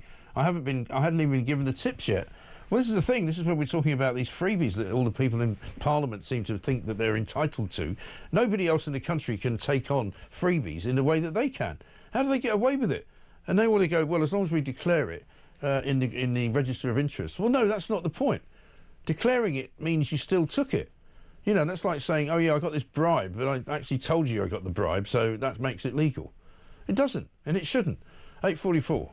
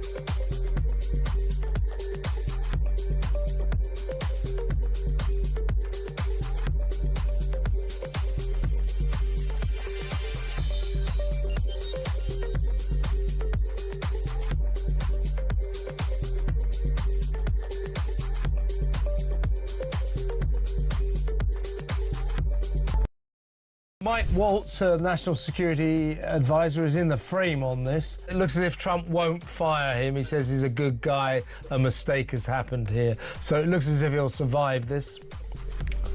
I think he'll survive. If you look at the text messages, it's the entire Trump leadership team on that text back and forth, right? Signal is used by many government organizations in the United States to have these type of conversations. So it's not surprising that Signal was used. It's unfortunate that it went as far as it did and there was a reporter involved.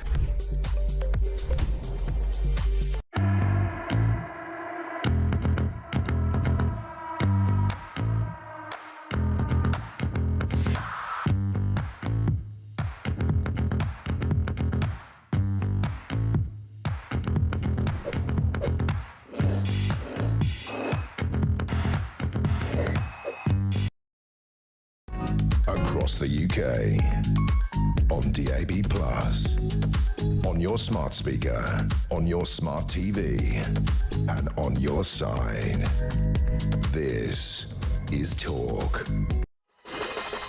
Welcome back to Morning Glory. It's 8:46. We're coming up to the final hour of the show. We're going to be talking about a great many things, including Rachel Reeves' mini budget, as it's being called. I'm calling it B-Day, basically, because it's all going to go horribly wrong for her and probably the rest of us before the end of the day. Esther McVeigh was suggesting that there isn't really anywhere good where Rachel Reeves can go, and that is really the size of it, to be honest. We're going to talk now, though, about something that you might need by the end of the day, and that is smoking, because the new tobacco and vapes bill is being debated in the Commons once more. George Morris Sears is here from JTI, that's Japan Tobacco International. Very good morning to you, nice to see you.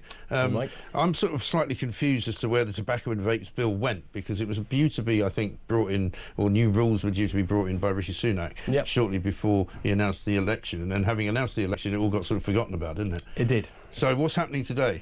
So today is the last stage in the House of Commons where the bill has come back for report stage and third reading. Yeah. So it's where MPs will have their final chance to raise amendments, voice concerns and generate debate before the bill goes into the House of Lords after Easter. Right, and when it goes into the House of Lords, that's sort of the final reading there, and if everything goes well there, then it comes back and becomes law. Yeah, exactly. So our estimates is the bill will probably pass at some point in July, and so the House of Lords may wish to make amendments, may wish to change things, may want to water down provisions, strengthen them.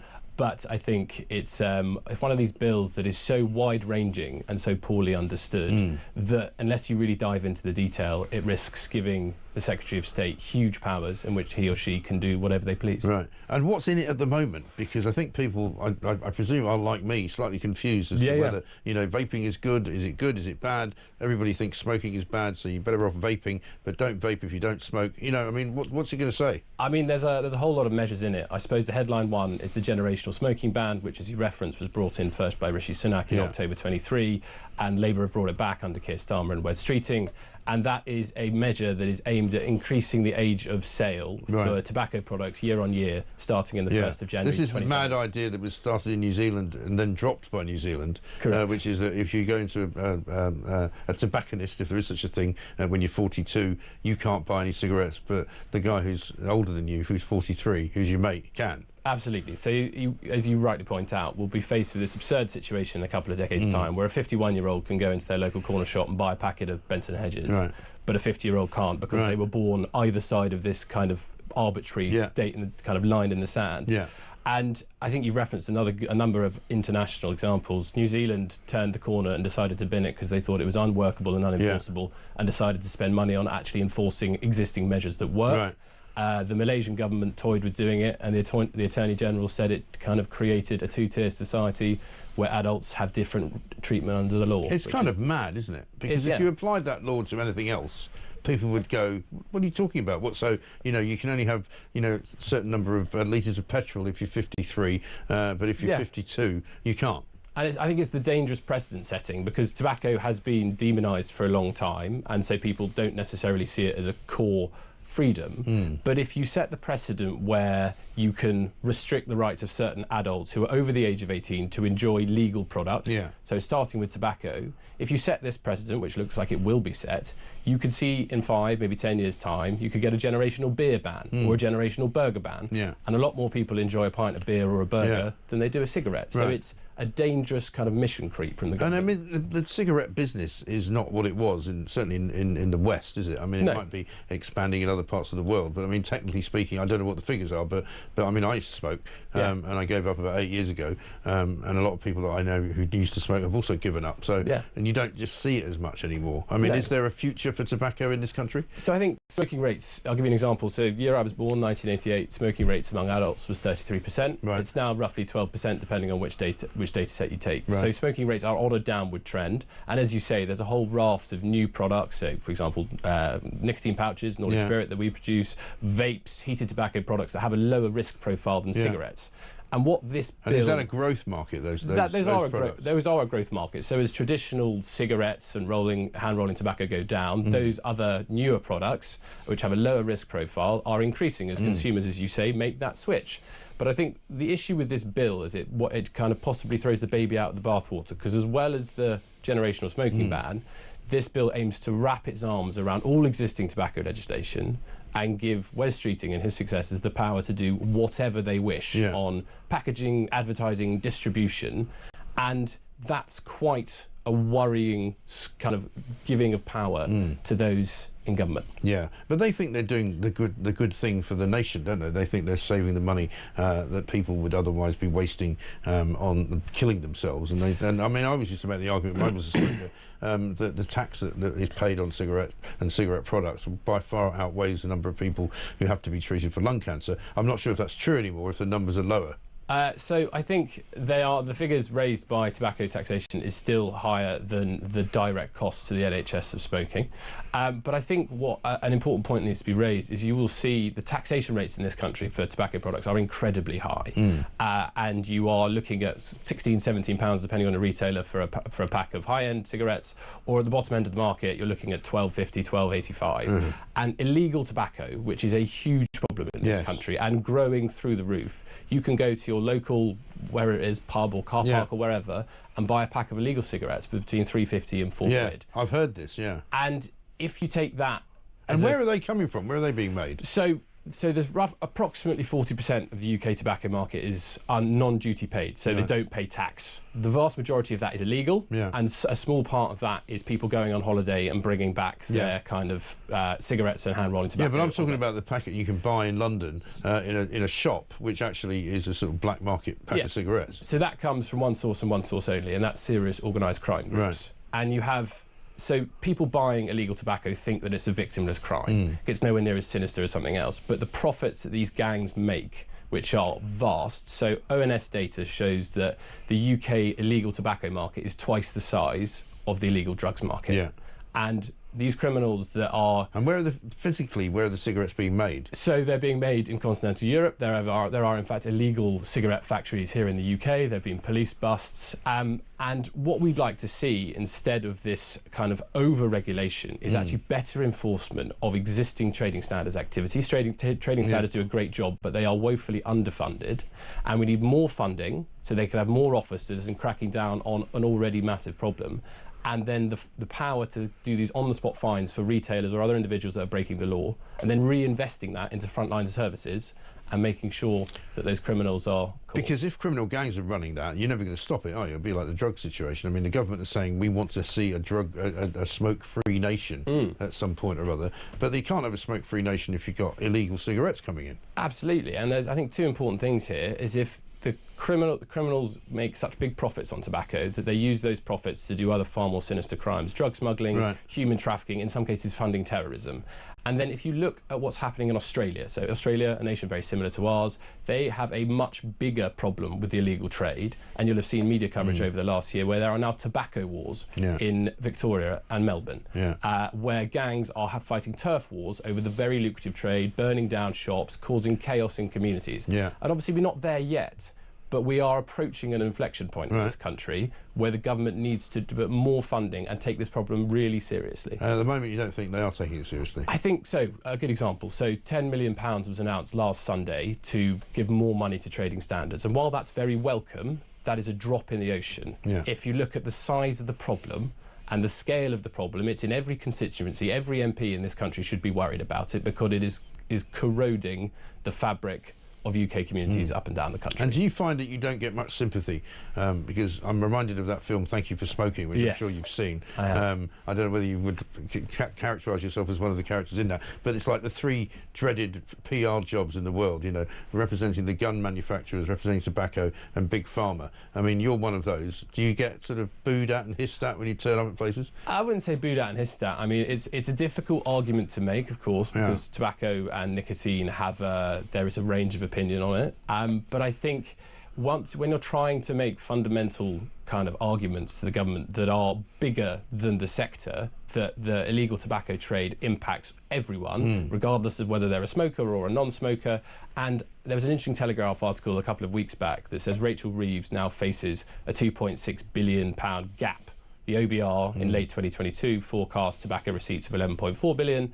Turns out they're going to be 8.8. So on the morning where the swing statement is going to be this afternoon, she has got to try and fill that gap, where if you look at the measures that are going to be announced this afternoon, I think by all accounts there's going to be 15 billion of spending cuts across the departments.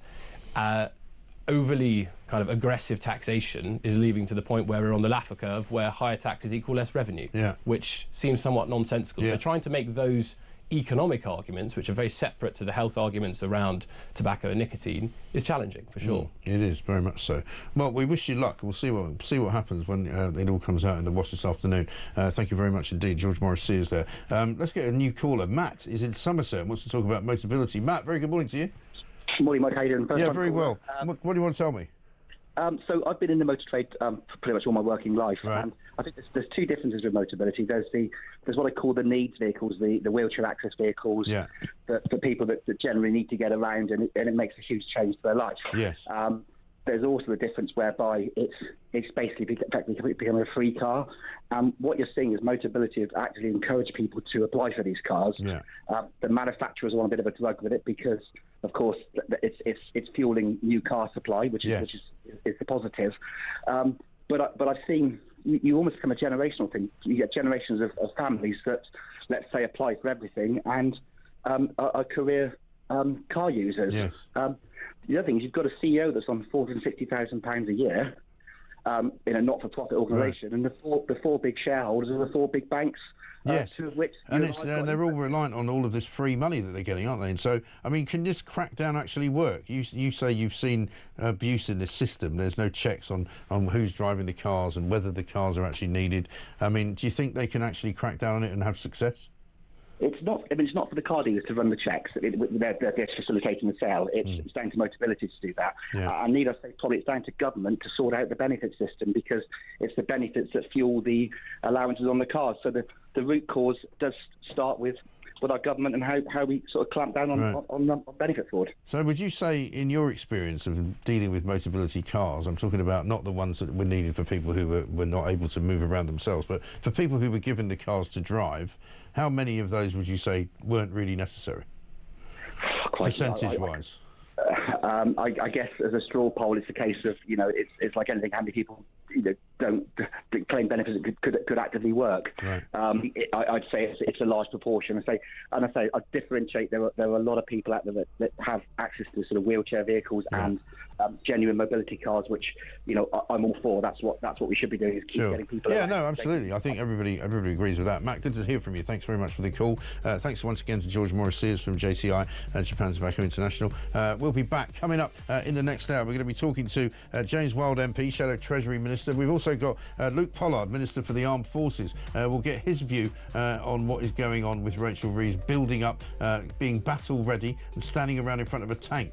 I don't think it worked. Do you? This is Morning Glory. We're back after the news.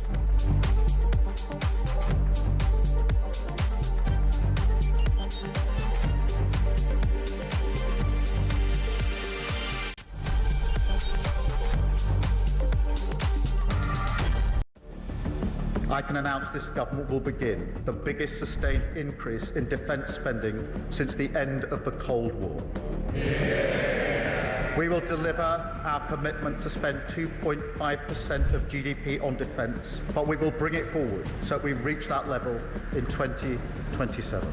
The answer from European capitals has been as resounding as it is clear. We are in an era of rearmament to respond to the short-term urgency to act and to support Ukraine, but also to address the long-term need to take on more responsibility for our own European security. On Saturday, we also agreed a new £2.2 billion loan for Ukraine, backed not by the British taxpayer, but by the profits from frozen Russian assets.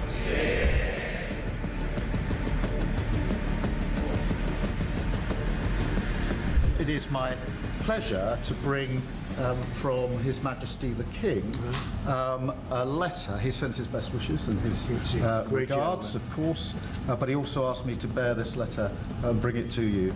So can I present the letter from the King to you? Thank you very much. Am I supposed to read it right now? Yeah, please do. I will do. I've got to tell him what your reaction is, so I need to know. He is a great gentleman. A great, great gentleman. He said he thinks the war's going to go on for a long time, and he better not be right. Well, I just think he should be more appreciative, because this country has stuck with them through thick and thin. We've given them much more than Europe, and Europe should have given more than us, because as you know, that's right there, that's the border. What kind of diplomacy, JD, you are speaking about? What do you mean? I'm talking about the kind of diplomacy that's going to end the destruction of your country. Yes, but if you are not Mr. President, with respect, I think it's disrespectful for you to come into the Oval Office and try to litigate this in front of the American media. You're gambling with the lives of millions of people. You're gambling with World War III. You're gambling with World War III.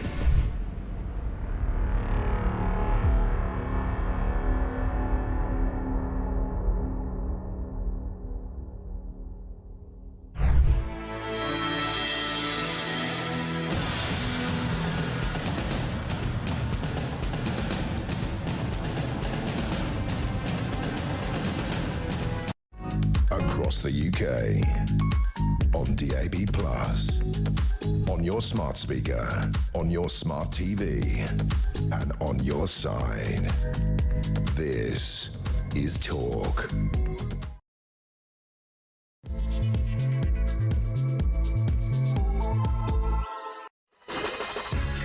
Welcome back to Morning Glory. It's coming up to 3 minutes past 9. Big day today for Rachel Reeves. It's B-Day, that's what we're calling it, because she's going to get up there in the House of Commons and unveil her spring budget, which wasn't really meant to be a budget. In fact, at one point they said they were never going to do a spring budget. They were only going to do one budget a year. Well, that lasted about 6 months, funnily enough, because now they're doing another one. I hope it's a bit better than the last one, but I'm afraid it's going to be worse. I'm sorry to say that Rachel Reeves has been pictured standing around outside of a tank saying that she's battle ready. We're going to take on Vladimir Putin, apparently, single-handedly, because the French don't want us to join in, and neither do the Americans, so I'm not quite sure. She's wearing a high-vis jacket, which I think you'll find, when you're in a war zone, probably not the best idea, because that you can see it from a very long way off, and they can pick you off with a sniper fire. So I wouldn't wear a high-vis jacket in a war zone, to be honest. Normally speaking, they give you a flak jacket and a helmet, just in case somebody decides to take a pot shot at you. It's just a, just a quick tip. Let's get a voice note from James. You said it's B-Day. Yeah, you're bloody right. We're going to have a watch in the B-Day after we've watched her. She'll be bigging herself up though now, won't she? I'm an economist. I had to make difficult decisions. 22 million black hole, blah, blah, blah. Keir will be on the front row, that little stupid face of his looking very proud. Angela will be going, we're getting on with it, job. I've come back from Ethiopia, Rachel. Let's just get through this bit now, and then we'll talk houses after budget. Oh my God.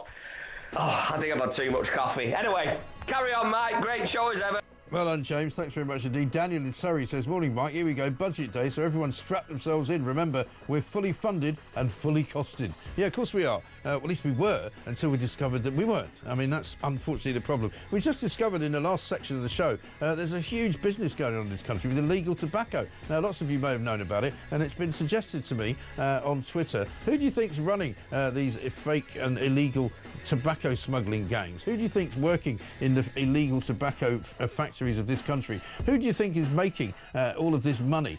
Yes, you've guessed it, the people smuggling gangs. Why do you think they're smuggling people into the country? To work in the illegal drugs business, to work in the illegal tobacco business. It's all pretty plain to see. There's an awful lot of money, millions and millions of pounds swilling through these trafficking gangs and these people hating gangs that we just don't know what to do about it. Well, surely there must be something other than just standing around staring. Prince Harry's back in the news. He's quit his own charity. Apparently he's devastated and lost for words. That makes a change. I don't know what's happened about that. You heard as well from the Motability call we just had, there's going to be a new crackdown on Motability cars. Also, the BBC have censored a Spice Girls song. They've taken out the word yellow. What on earth is going on? 0344 499 1000. This is Morning Glory. Let's get it on.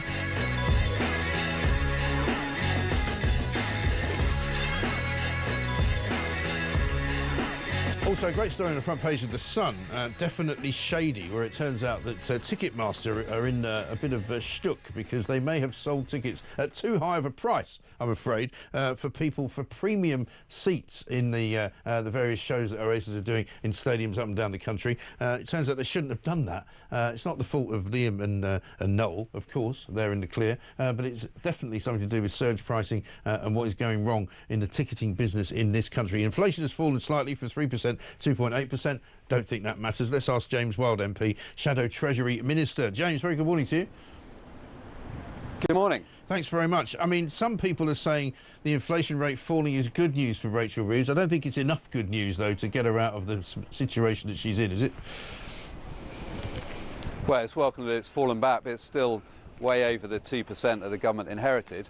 And this was meant to be the growth government. But back in October, they hiked taxes on businesses, they massively increased spending and massively increased borrowing. And what was the result?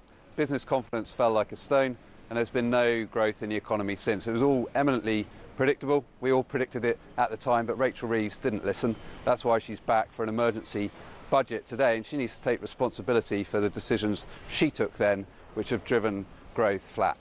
Yeah, I mean, growth is not looking to go anywhere at all. She's going to get up this afternoon, we believe, and make out that she's doing this to sort of make Britain stronger for the future. There's going to be announcements we hear about infrastructure projects being given the green light, more money for defence. But the problem is where she's going to cut the money from, isn't it?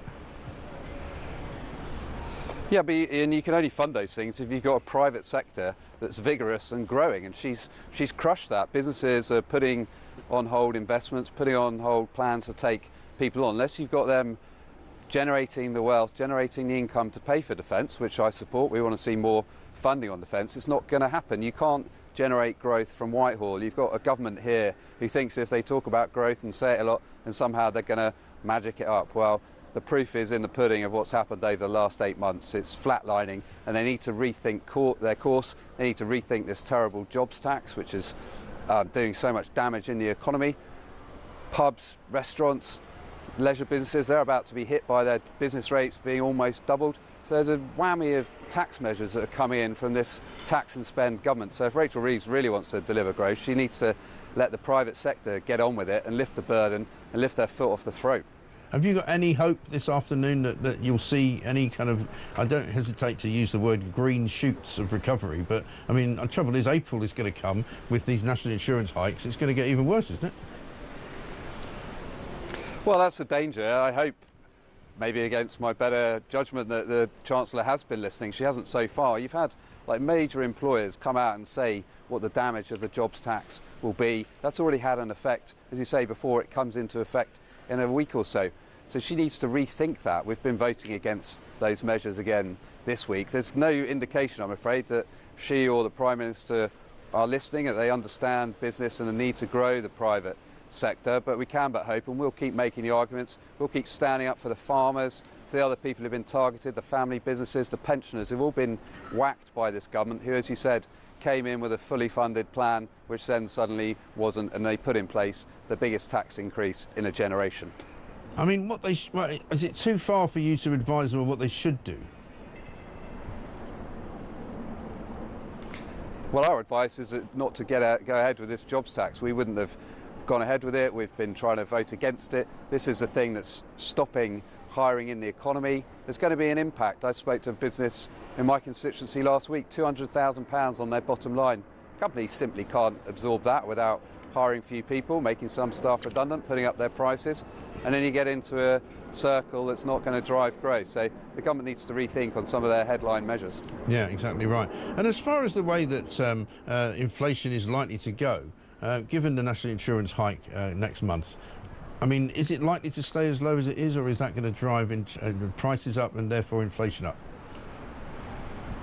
Well, I think the higher borrowing, the deals that were done with the trade unions on pay without any productivity reforms, all of those are going to have an inflationary effect. The Bank of England's forecasts that inflation is going to pick up later in the year.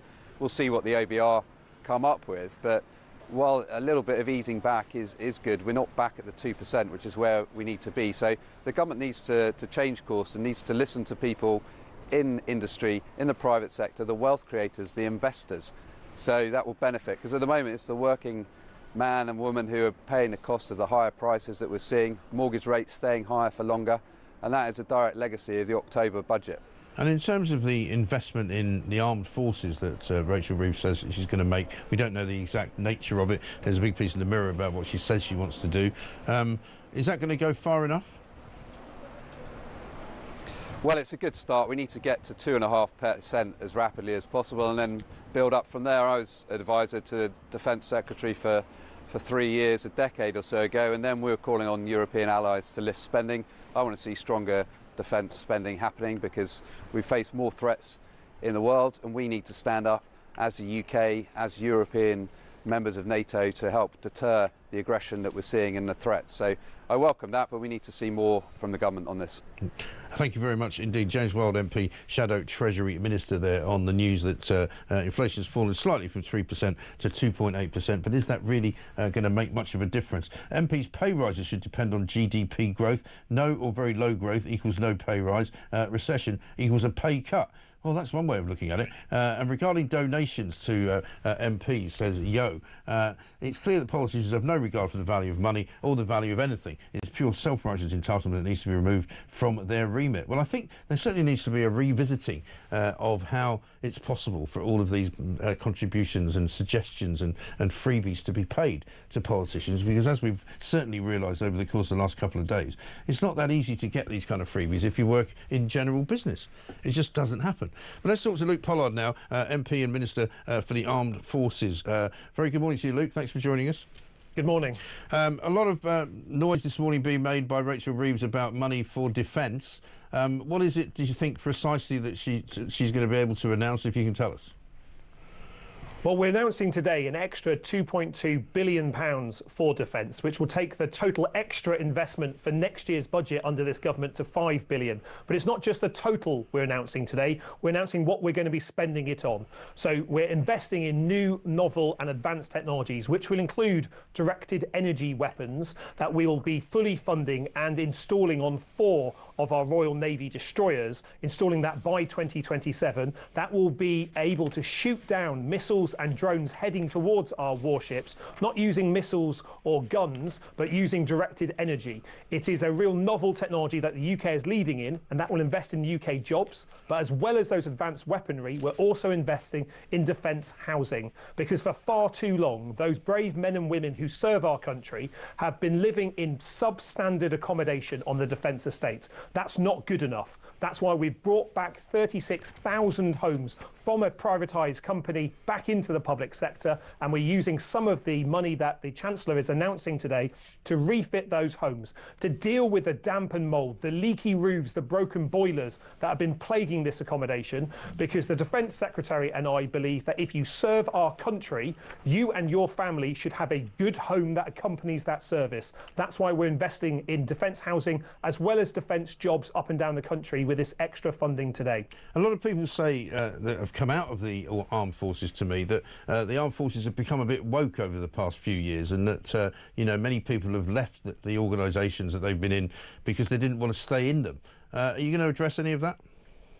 Well, I'm enormously proud of the men and women who serve in our armed forces. I also know that the diversity of people and backgrounds that we have in our armed forces makes us stronger. But this is really important. When we deploy our forces, and we know that we're in more difficult times, I want the men and women who are serving on the front line to look at each other in the trenches or in the tank or in the airplane that they're flying and know, regardless of background, which part of Britain or the Commonwealth they come from, that they have each other's backs, that they're there to support the mission and to support each other to get home safely. That's the spirit that I want from our armed forces, the right British values, the strong determination that British values, our faith in democracy, freedom and sovereignty, they should be true for all those people who serve in our armed forces. That's why this government is investing more in not just kit and equipment, but importantly our people as well. The biggest pay rise in 20 years. Recruit pay for those people joining our armed forces up 35%.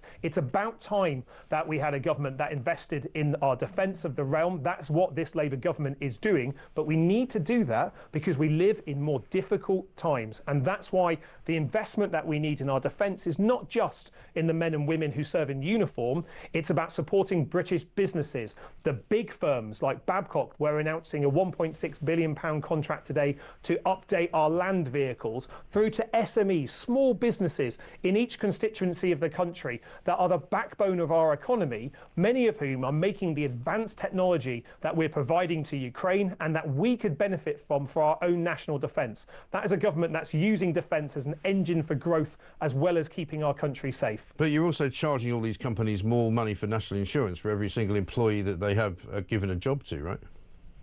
Yeah, we're having to take difficult decisions to sort out the mess that we inherited. I know from the defence budget that we inherited on day one as a minister that we have to address the black holes in funding. We've got a multi-billion-pound hole that we inherited in our equipment programme. We know that the government and the last administration was overspending in every department and had hid that overspending, not just from Parliament and the public, but from the Office of Budget Responsibility that does the assessments. That's why we're having to take difficult decisions. But look, we're focused on growth. The way we get our public services back on track is having proper sustained stability and investment. That's enabled the Chancellor to provide the £5 billion extra for defence that she has since we've come to office, but it's also supported the £20 billion extra for the NHS, and we can already see waiting lists falling for the 5th month in a row. Now, that's a substantial change on what we saw from the last government. Can I ask you a question about those waiting lists, though? Because one of the reasons the waiting lists are falling, I'm told by people in the medical business,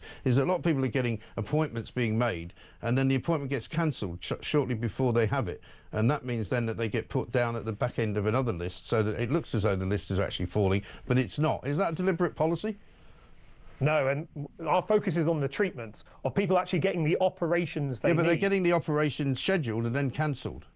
Well, our focus and how we are assessing the waiting list is looking at the operations, the appointments that deliver an effect. Now, that means running some of our operating theatres hotter than we had before. It's the reason why we're using the model that was pioneered by Guy's Hospital in London over recent years, to paying NHS staff overtime to run operating theatres through the night. Now, that's, if done safely, which we require it to be done, that expands the number of opportunities for operations. And we know that if you're on an NHS waiting list, you're probably lying in pain, you're probably not able to go to work or contribute to the economy as much as you were beforehand. And the more people we can get off the NHS waiting list, not only the better for those individuals and their health, the cheaper the treatment for the NHS will be to provide it, but the more people we working and healthy in our economy, and that is good for all of us. And that's why we've made bringing down waiting lists in the NHS. Well, you're saying an awful lot of things, Luke, and that's great and that's fine. I've got a letter here that's been sent in to me by somebody called John Miller. He and his wife Marilyn Miller are the parents of one of the poor young men who died in that terrible Red Cap incident in Iraq in 2003. You might remember 6 young men were killed, murdered by local people in Iraq. He's been writing to several government ministers over the course of years since that date in 2003. He wrote recently to Alistair Cairns, the Minister for Veterans and People, to ask if there could be, please, a proper inquiry. Is there anything you can assure me of that you will be in touch with him? He's the father of Simon Miller, who was one of those poor boys who died. He just would like to know if the incident involving his son's murder was brought to the attention of the Iraqi Prime Minister during his visit to the UK. If the matter was discussed, he would appreciate knowing if that information could be passed on to him. And he also just would like to have a conversation with somebody in government, in the Ministry of Defence, if at all possible, just to get some kind of closure. He's been fighting this for a long time, and I know that it's not necessarily your responsibility, but you are now a defence minister. Could you give me an assurance that you'll contact him and talk to him? Yeah, I'm seeing the Minister for Veterans after I've finished these interviews, actually. So if you could share those details with us, we'll make sure that we can have that conversation, because what is certainly true is the passion that Al brings to the job. I mean, Alistair Cairns, the Minister for Veterans, is a 24-year veteran of our Royal Marines. He is passionate about our people, not just those who serve today, but those who have served. And we want to make sure that we're doing right by all of those. So if you can share some details with me, I'll certainly pass that on to him to have that conversation. We would love to do that. And just one final question before we let you go. Are we on a war footing now with Russia? Are you putting us on a war footing? No, we're not at war, but we're certainly not at peace. And what we are doing, not just in Ukraine, in keeping the Ukrainians in the fight, helping them to protect their freedom from this war, is we're also supporting our NATO allies on the eastern flank and the northern flank. Now, that means the North Atlantic and our friends in Norway, but it also means our allies in the Baltic states, Finland, Latvia, Lithuania, Estonia, that border Russia. Now, we know that Russia breaks its word. We know that it doesn't really want peace in Ukraine. It wants to subjugate all of Ukraine, and it won't stop there. But we've also seen Russian activity much closer to home. President Putin ordered chemical weapons to be used on British streets in the attack in Salisbury. They loiter their spy ships over our undersea cables and our waters, collecting information or potentially posing a bigger threat to our infrastructure. So we know that the threat is real. We know that we live in more dangerous times, and that is why, as a government, we're investing more in defence. Because I think the first duty of any government is to keep our country safe, and the first mission of this government is to grow our economy. Now, by investing in defence and making sure those contracts go to British companies rather than so many contracts that were sent abroad under the last government, we can create more good, decent jobs right up and down the country in defence industries. There's over 400,000 jobs in defence industries across the country, and we want to see more of that increased defence spending going to British firms, because there may be people watching your show right now who work in a high-tech manufacturing company or using data, digital or drone technology that don't think of themselves as a defence company. We want more of that increased spending to go to British SMEs, to create the jobs, to allow people to hire the apprentices that we need to grow our economy. And if we do that, we can keep our country safe and deter Russian aggression. Because we don't want a war with Russia, we want to deter aggression. But to do that, we've got to invest in defence, those people in uniform, our industry, and keep supporting our allies. How do you feel about Donald Trump's top defence and intelligence team calling Europe and Britain pathetic freeloaders? Well, it's not right for me to comment on the particular messages. They've recognised that there's an issue there and they're reviewing it. But where the president is not great, though, is it? Well, where the president is right is that Europe needs to do more. The UK is already stepping up our defence spending, as are many European nations. But if you look at UK leadership over the last month in particular, if you look at the way that the Prime Minister has been convening European allies and Canada, Australia, New Zealand in support of our friends in Ukraine, this shows the UK leading the way. That's what our American friends want to see. They want to see Europe taking a greater share of its security. That's what Britain wants to see as well. That means all European countries spending more on defence and making sure that when they do, that defence spending is more lethal by us all working together. So when Putin is considering whether to continue waging war in Ukraine or whether to attack a NATO member, he can see a stronger alliance, a stronger European forces working together, all sovereign, but working together to make sure that we can deter that aggression. That's what we are focused on as a country, to keep us safe at home and secure abroad. OK. Well, good to talk to you, Luke. Thanks very much indeed. Tell Rachel Reeves, if she does pop over to Ukraine, don't wear the high-vis vest. Tends to be a bit unsafe in a war zone. So, but thanks very much indeed. Luke Pollard, MP, Minister for the Armed Forces. Let's have a quick look at what Donald Trump had to say, by the way, about that leak on Signal that came out, which said that Europe were pathetic freeloaders. It's the Atlantic. It's failing. It's probably going to be out of business soon. And it's a terrible magazine. They made up all sorts of stories about me with standing over the grave of soldiers. There's nobody that treats the military better than me, and they treat me well too. They showed that in the election. But they write stories. It's such a disgrace. And there are plenty of others also. But Goldberg's a loser. His magazine's a big loser. And what it was, we believe, is somebody that was on the line with permission, somebody that was with Mike Waltz, worked for Mike Waltz at a lower level, had, I guess, Goldberg's number or called through the app, and somehow this guy ended up on the call. Now, it wasn't classified, as I understand it. There was no classified information. There was no problem, and the attack was a tremendous success. So I can only go by what I've been told. I wasn't involved in it, but I was told by, and the other people weren't involved at all. But I feel very comfortable, actually. Donald Trump calls everybody a loser. He's a loser. Just a loser. Brilliant. Listen, lots more for us to do. Thank you very much indeed to all of you who are sending in some great messages, and we'll try and get to all of them. The shorter ones I get to more often really than the longer ones, but thank you very much indeed.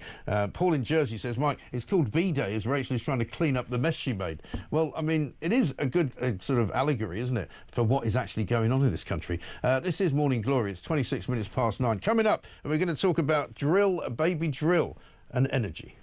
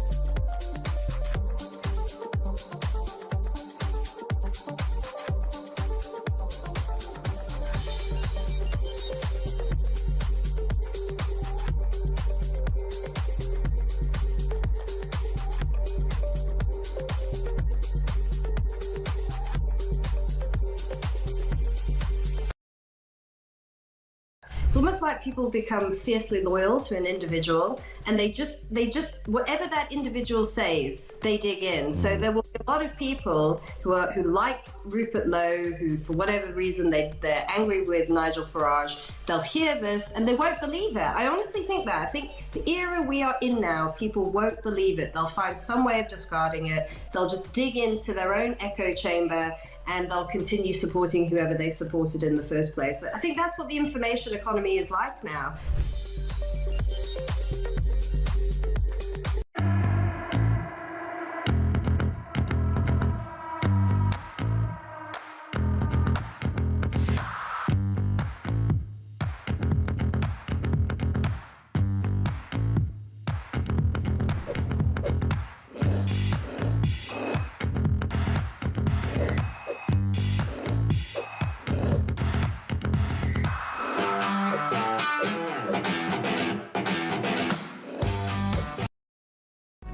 Across the UK, on DAB+, on your smart speaker, on your smart TV, and on your side. This is Talk. Welcome back to Morning Glory, 9:29. I'm Mike Graham, Julie Hartley-Brewer here in just under half an hour. Charlie Mullins is not here today, so you're not going to be giving her a hard time. She'll be pleased to know that. We're going to talk to Andrew Orlovsky coming up, business columnist for The Telegraph. But just before we do that, and talk about the possible return of fracking, let's listen to what Kemi Badenoch had to say. She was in here yesterday. I asked her about net zero and about the possibility of fracking. A lot of people think that we should be fracking, but I also know that many communities don't want it where they are, that it causes problems for them. We need to make sure that we've got local consent for things like that, not just imposing it. So how do we make sure we've got a plan that goes across the board, that works, that is not going to bankrupt us? That's what I'm working on now. Kemi Badenoch, looking like somebody who wants to possibly introduce fracking and get past the shall we say, the complaints or the objections of local communities. Let's talk to Andrew Orlovsky now. Andrew, very good morning to you. Good morning, Mike. Good to talk to you. I mean, it's always difficult with politicians, isn't it? Because you don't always know if they mean precisely what they're saying and whether they're being very careful with what they're saying. But she did appear to be opening the door slightly to the possibility of finding places to frack, albeit places where nobody would object to it going on. Yeah, it's, I mean, this story is really a tragedy. I think Kemi's commitment to fracking was about as anemic as you can possibly get. She's really trying not to upset anybody. Whereas what I think she's missing the chance to do is really to make the moral case for cheap energy. Yeah. And we've got this incredible resource. I reported on this very closely about 15 years ago on shale gas, both here and America, which was causing this great revolution, energy revolution. And I was told privately we have hundreds, not 60 years as was officially said, but hundreds of years of this, which would make our bills crash, really. The US price for gas is 1/6 of what it is in Europe. Yeah. It's entirely down to tapping the resources that are under their feet, and we have fantastic resources here. Well, this is the thing, isn't it? I mean, we seem to know, no matter what Ed Miliband says, that we have got the most expensive energy in this country. He keeps blaming it on fossil fuel, which is complete shibboleth, isn't it? I mean, it's not because of fossil fuel that the prices are going up and they're out of his control. It's because of the fact that we're spending so much money on the so-called renewable sector, subsidising it, you know, paying people to enter it, you know, doing deals with Chinese companies and outsourcing basically all of the energy needs that we've got. Yeah, we've got the most expensive business industrial electricity prices in the world, and domestic prices could be half or just a little over half if we use this gas. And really there's been a kind of odd, I don't want to use the word conspiracy, but there's been the BBC turned fracking was actually very popular in about 2012 and 13. Yeah, because community, you get about 6 weeks of rumbling lorries going past, but then nothing. And communities kind of, once this was explained to them, and there was a financial incentive as well, saw what a benefit it would be to themselves, but also economically to the area. Yeah. BBC turned people off it, and then the Conservatives, I think, were really the most to blame because they were in power, and they killed it in the they put a moratorium in the 2019 manifesto. The civil servants actually, so you've got these various things. The civil servants put in a quake safety measurement that was so low that it couldn't possibly be done. That's, I believe, 30 times lower than they asked for construction. Right. I mean, basically, something that nobody could feel, they would say, well, that's an earthquake, you have to stop. Right. Yeah, I remember that happening in Blackpool a couple of times. I mean, we keep constantly being reminded as well by those who are against fracking that, you know, parts of Pennsylvania used to have fire coming out the taps. There's been all these documentaries made, some of which are dubious, to say the least. But are there other countries that do fracking in any sort of reasonably meaningful way that we could look at? Other than, I believe in South America there's a potential there. I mean, some countries have found the geology isn't suitable for it, but that certainly wasn't the case there. It was all entirely down to political will. Right.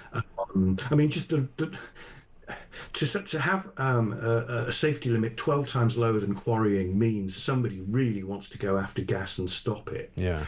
And you mentioned the methane coming out of taps. That was in a film called Gaslands in 2011. Right. Nobody talked about quakes then. Nobody in the world raised quakes.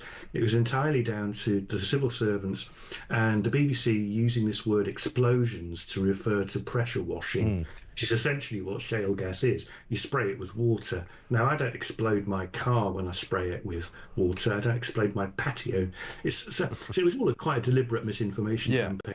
And that is the problem, isn't it? I mean, I spoke as well this week to a very interesting guy from another company, which was actually all about renewable sort of recovery of oil and gas in the North Sea, and he said that, you know, this renewable word has been sort of hijacked by the net zero nutters, so that it only refers to wind power and solar power. But actually, he said, you know, we should include our own great resource that we've got. We've got many more barrels of oil and much more gas that we could be getting out of the North Sea, and there's no reason why that can't be done in what he regarded as a renewable way, because it seems mad as well to even to have the fracking conversation without talking about oil and gas in the North Sea. Yeah, well, we're going to be using it for the next 3 or 4 decades, but we'll be paying a lot more for it, and we'll be importing it. I mean, not only is taking liquid gas and turning it back into a vapor really expensive, it's also really high CO2. But the accountants and the environmentalists don't count that, so they think it's a win. I mean, it's a tragedy that we don't exploit our natural resources. We can do it really cleanly and really efficiently, but we seem to have lost sight of the fact that it should benefit people, not the planet.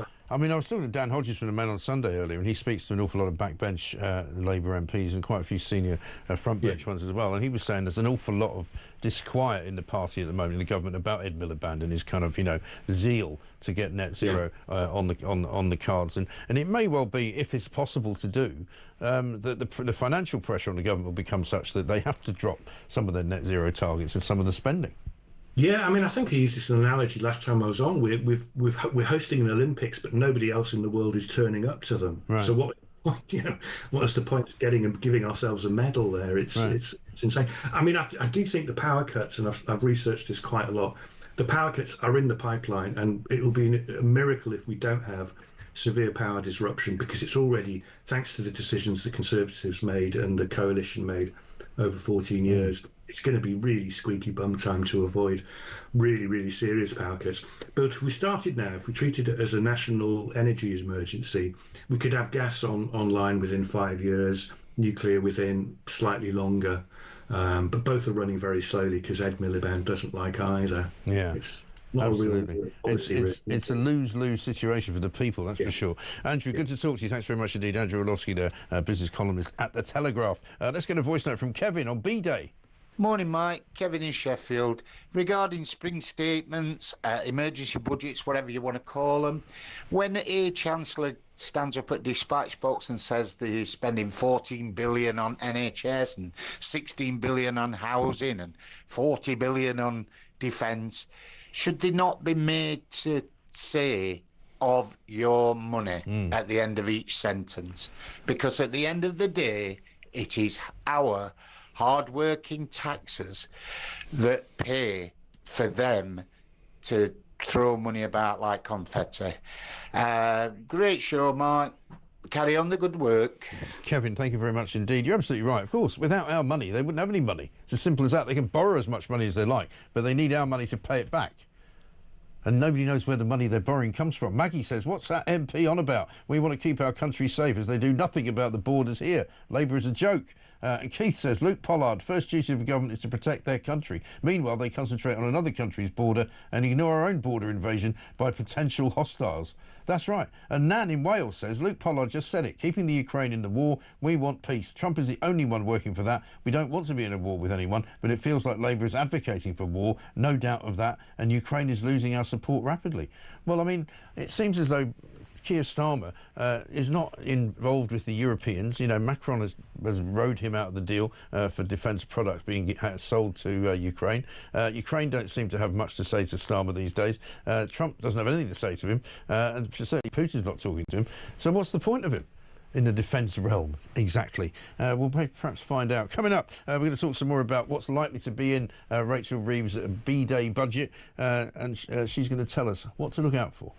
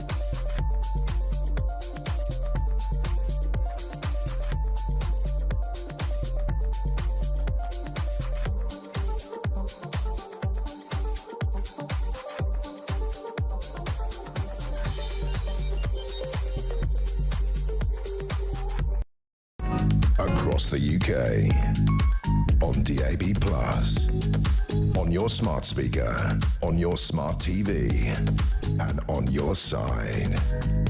This is Talk. Welcome back to Morning Glory. I'm Mike Graham. It's 9:40 with you until 10 o'clock.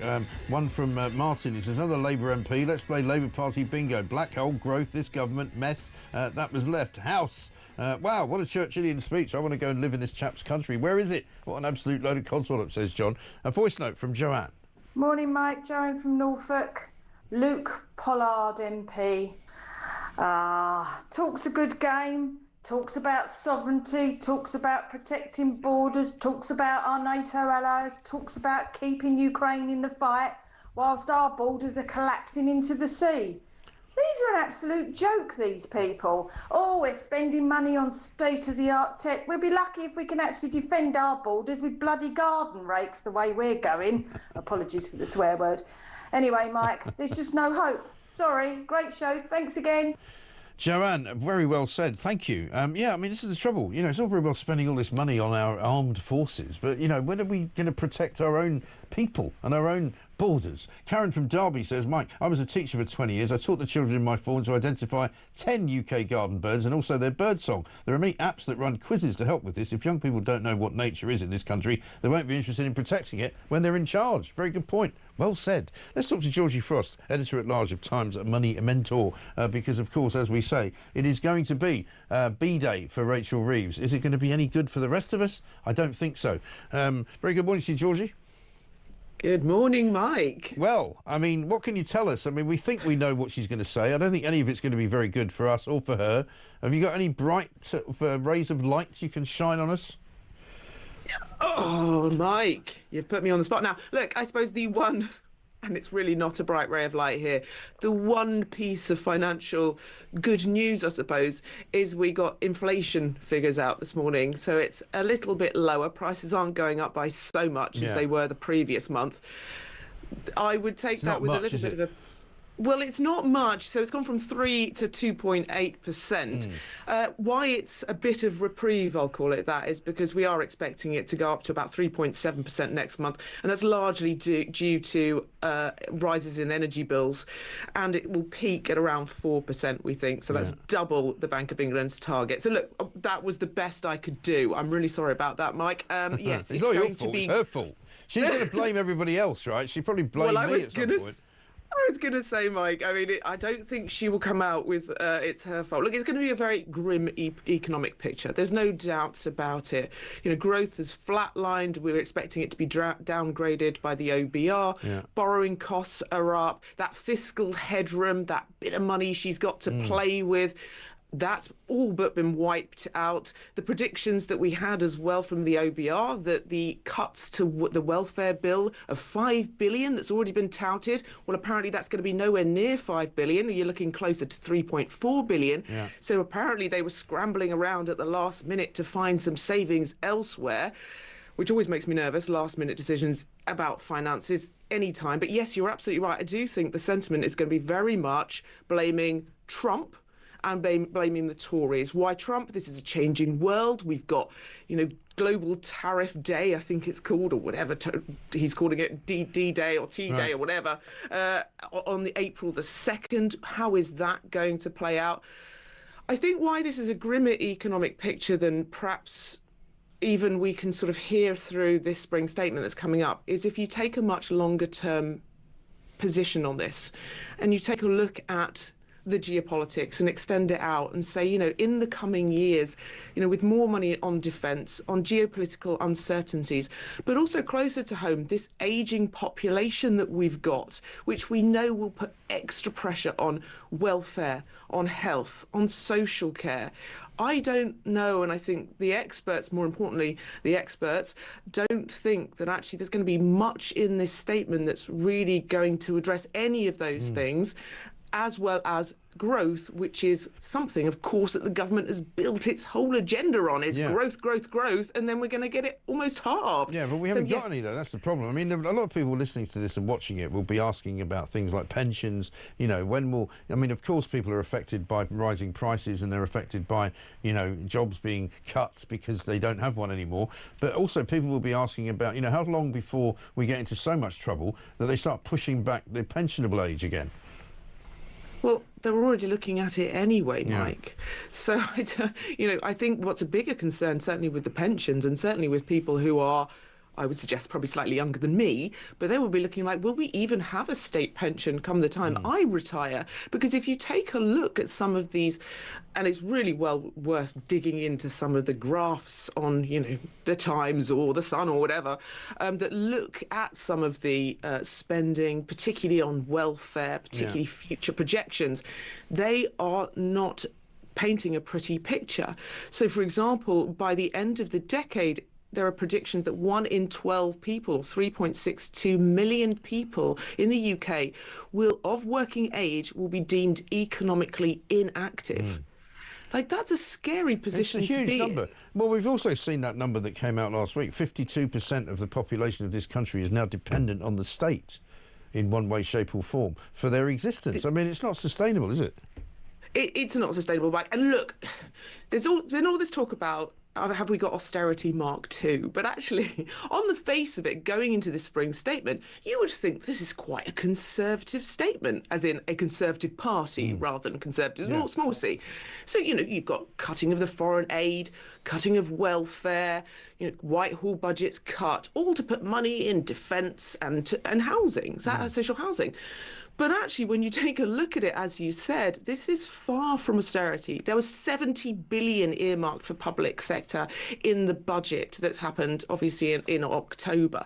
And also, we had figures out that 6 million people are currently working in a government job. That's up 500,000 on pre-pandemic levels, so just before lockdown. That's an enormous rise. And actually, they're suggesting that figure is only going to get, you know, higher. So where's that money going to come from? So that, I mean, as much as they're saying that they're going to cut back on admin in these departments, actually the state is blooming at the moment.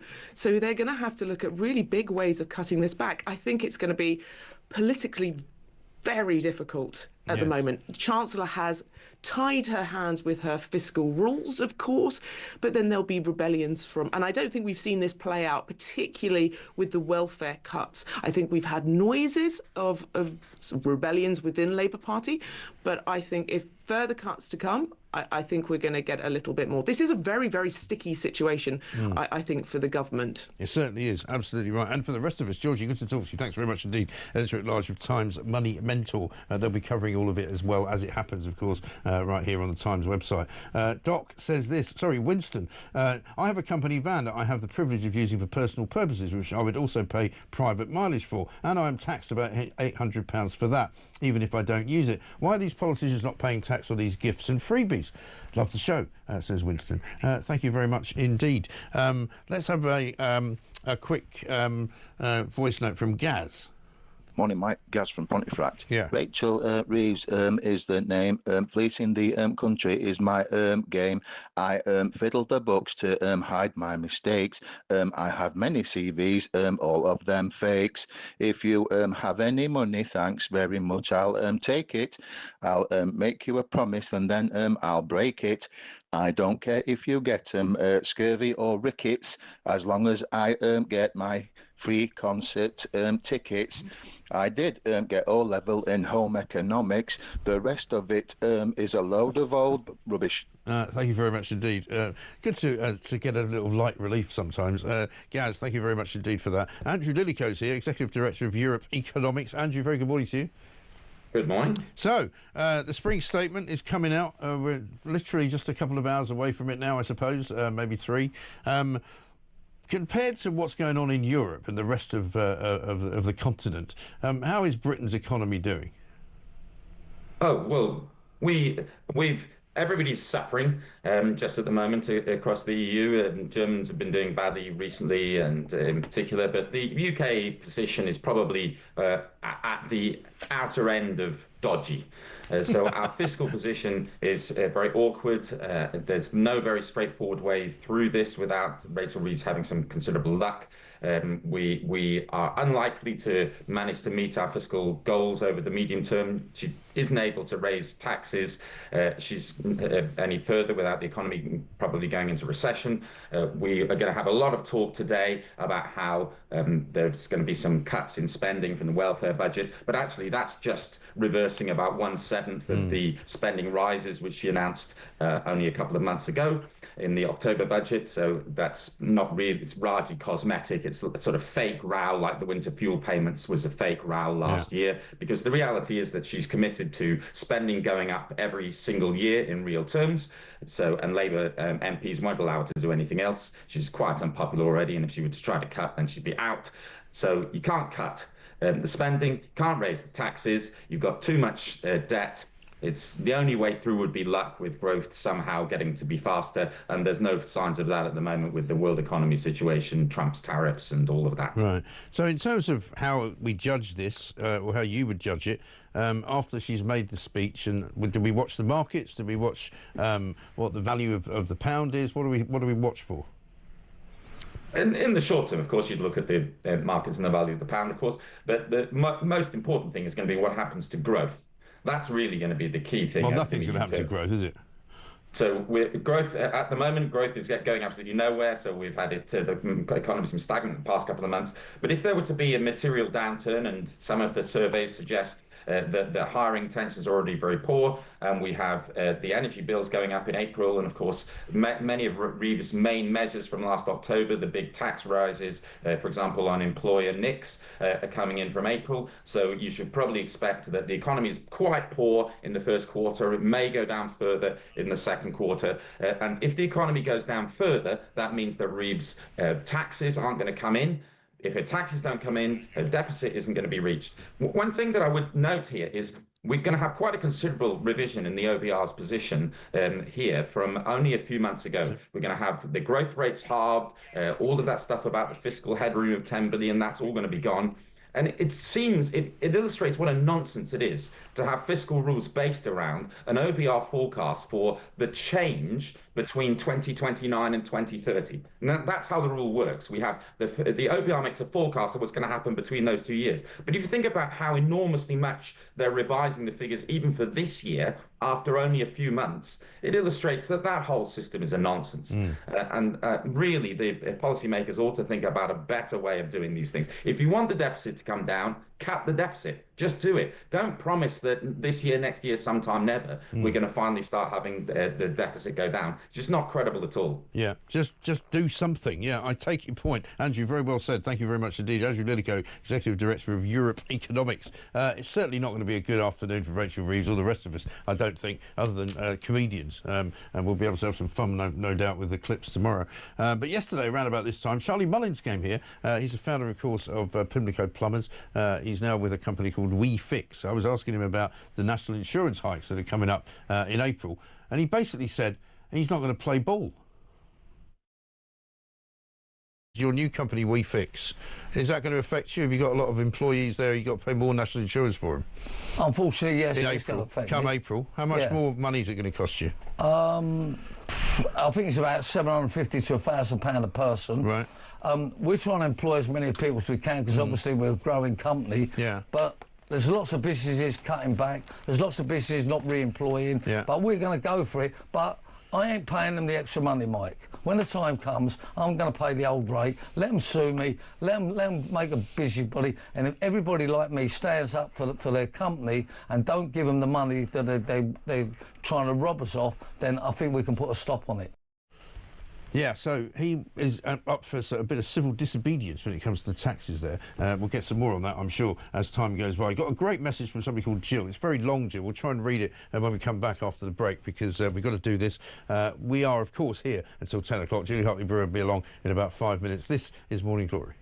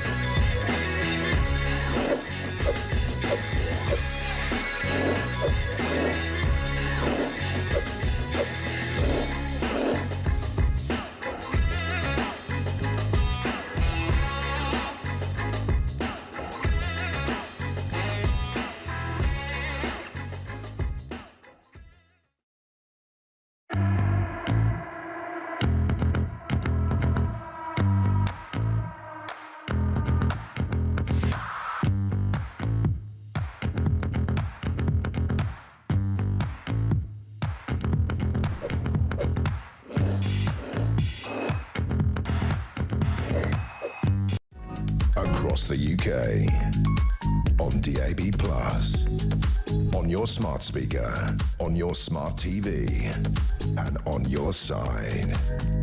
This is Talk. Welcome back to Morning Glory. I'm Mike Graham, and this, of course, is the home of common sense, the one place to come if you want to find out what is going on in the entire world. Not just what you think is going on or what you're being told is going on, but what's actually going on. Let's get a voice note from Jay. Morning, Mike. Fantastic show as always. Brilliant show. I love it. Never stop, Mike. Never stop. All I'd like to say is the amount of people you get ringing say, we need to stop the hotel, stop the benefits. Right. They don't want to stop it. It's a waste of your breath. We know what we should do, but they don't want to stop it. In 4 years' time, these will be their voters. Yeah, so the loyal people of this country that have backed Labour a couple of times recently, you know, in recent years with Blair and Starmer, they've been messed on twice. Yeah, I think that's absolutely right, and people are getting very fed up with it. I mean, even Dan Hodges has come to our point of view, which is that people will not keep putting up with just being treated so ridiculously badly. And this afternoon, there's going to be no respite for you. It's not going to be any good, and it's not going to be any good for Rachel Reeves. It's not going to be any good for us either. Julian Hartley-Brewer's here. Very, very good morning to you. Good morning. How are you? I'm all right. I mean, I'm just absolutely fascinated. Even like the strap on the video output today saying, you know, these warnings that people are going to die about benefit reforms, and it's like, aren't we supposed to be reforming benefits so that the people who don't need them don't get them? Exactly. I don't see why people will die as a result. Yes. I don't see why you die, for instance, if you lost your Motability vehicle. I'm sorry. This sort of coverage makes it impossible for anyone to have a sensible conversation about this. There is this mentality where these charities pop up and people talk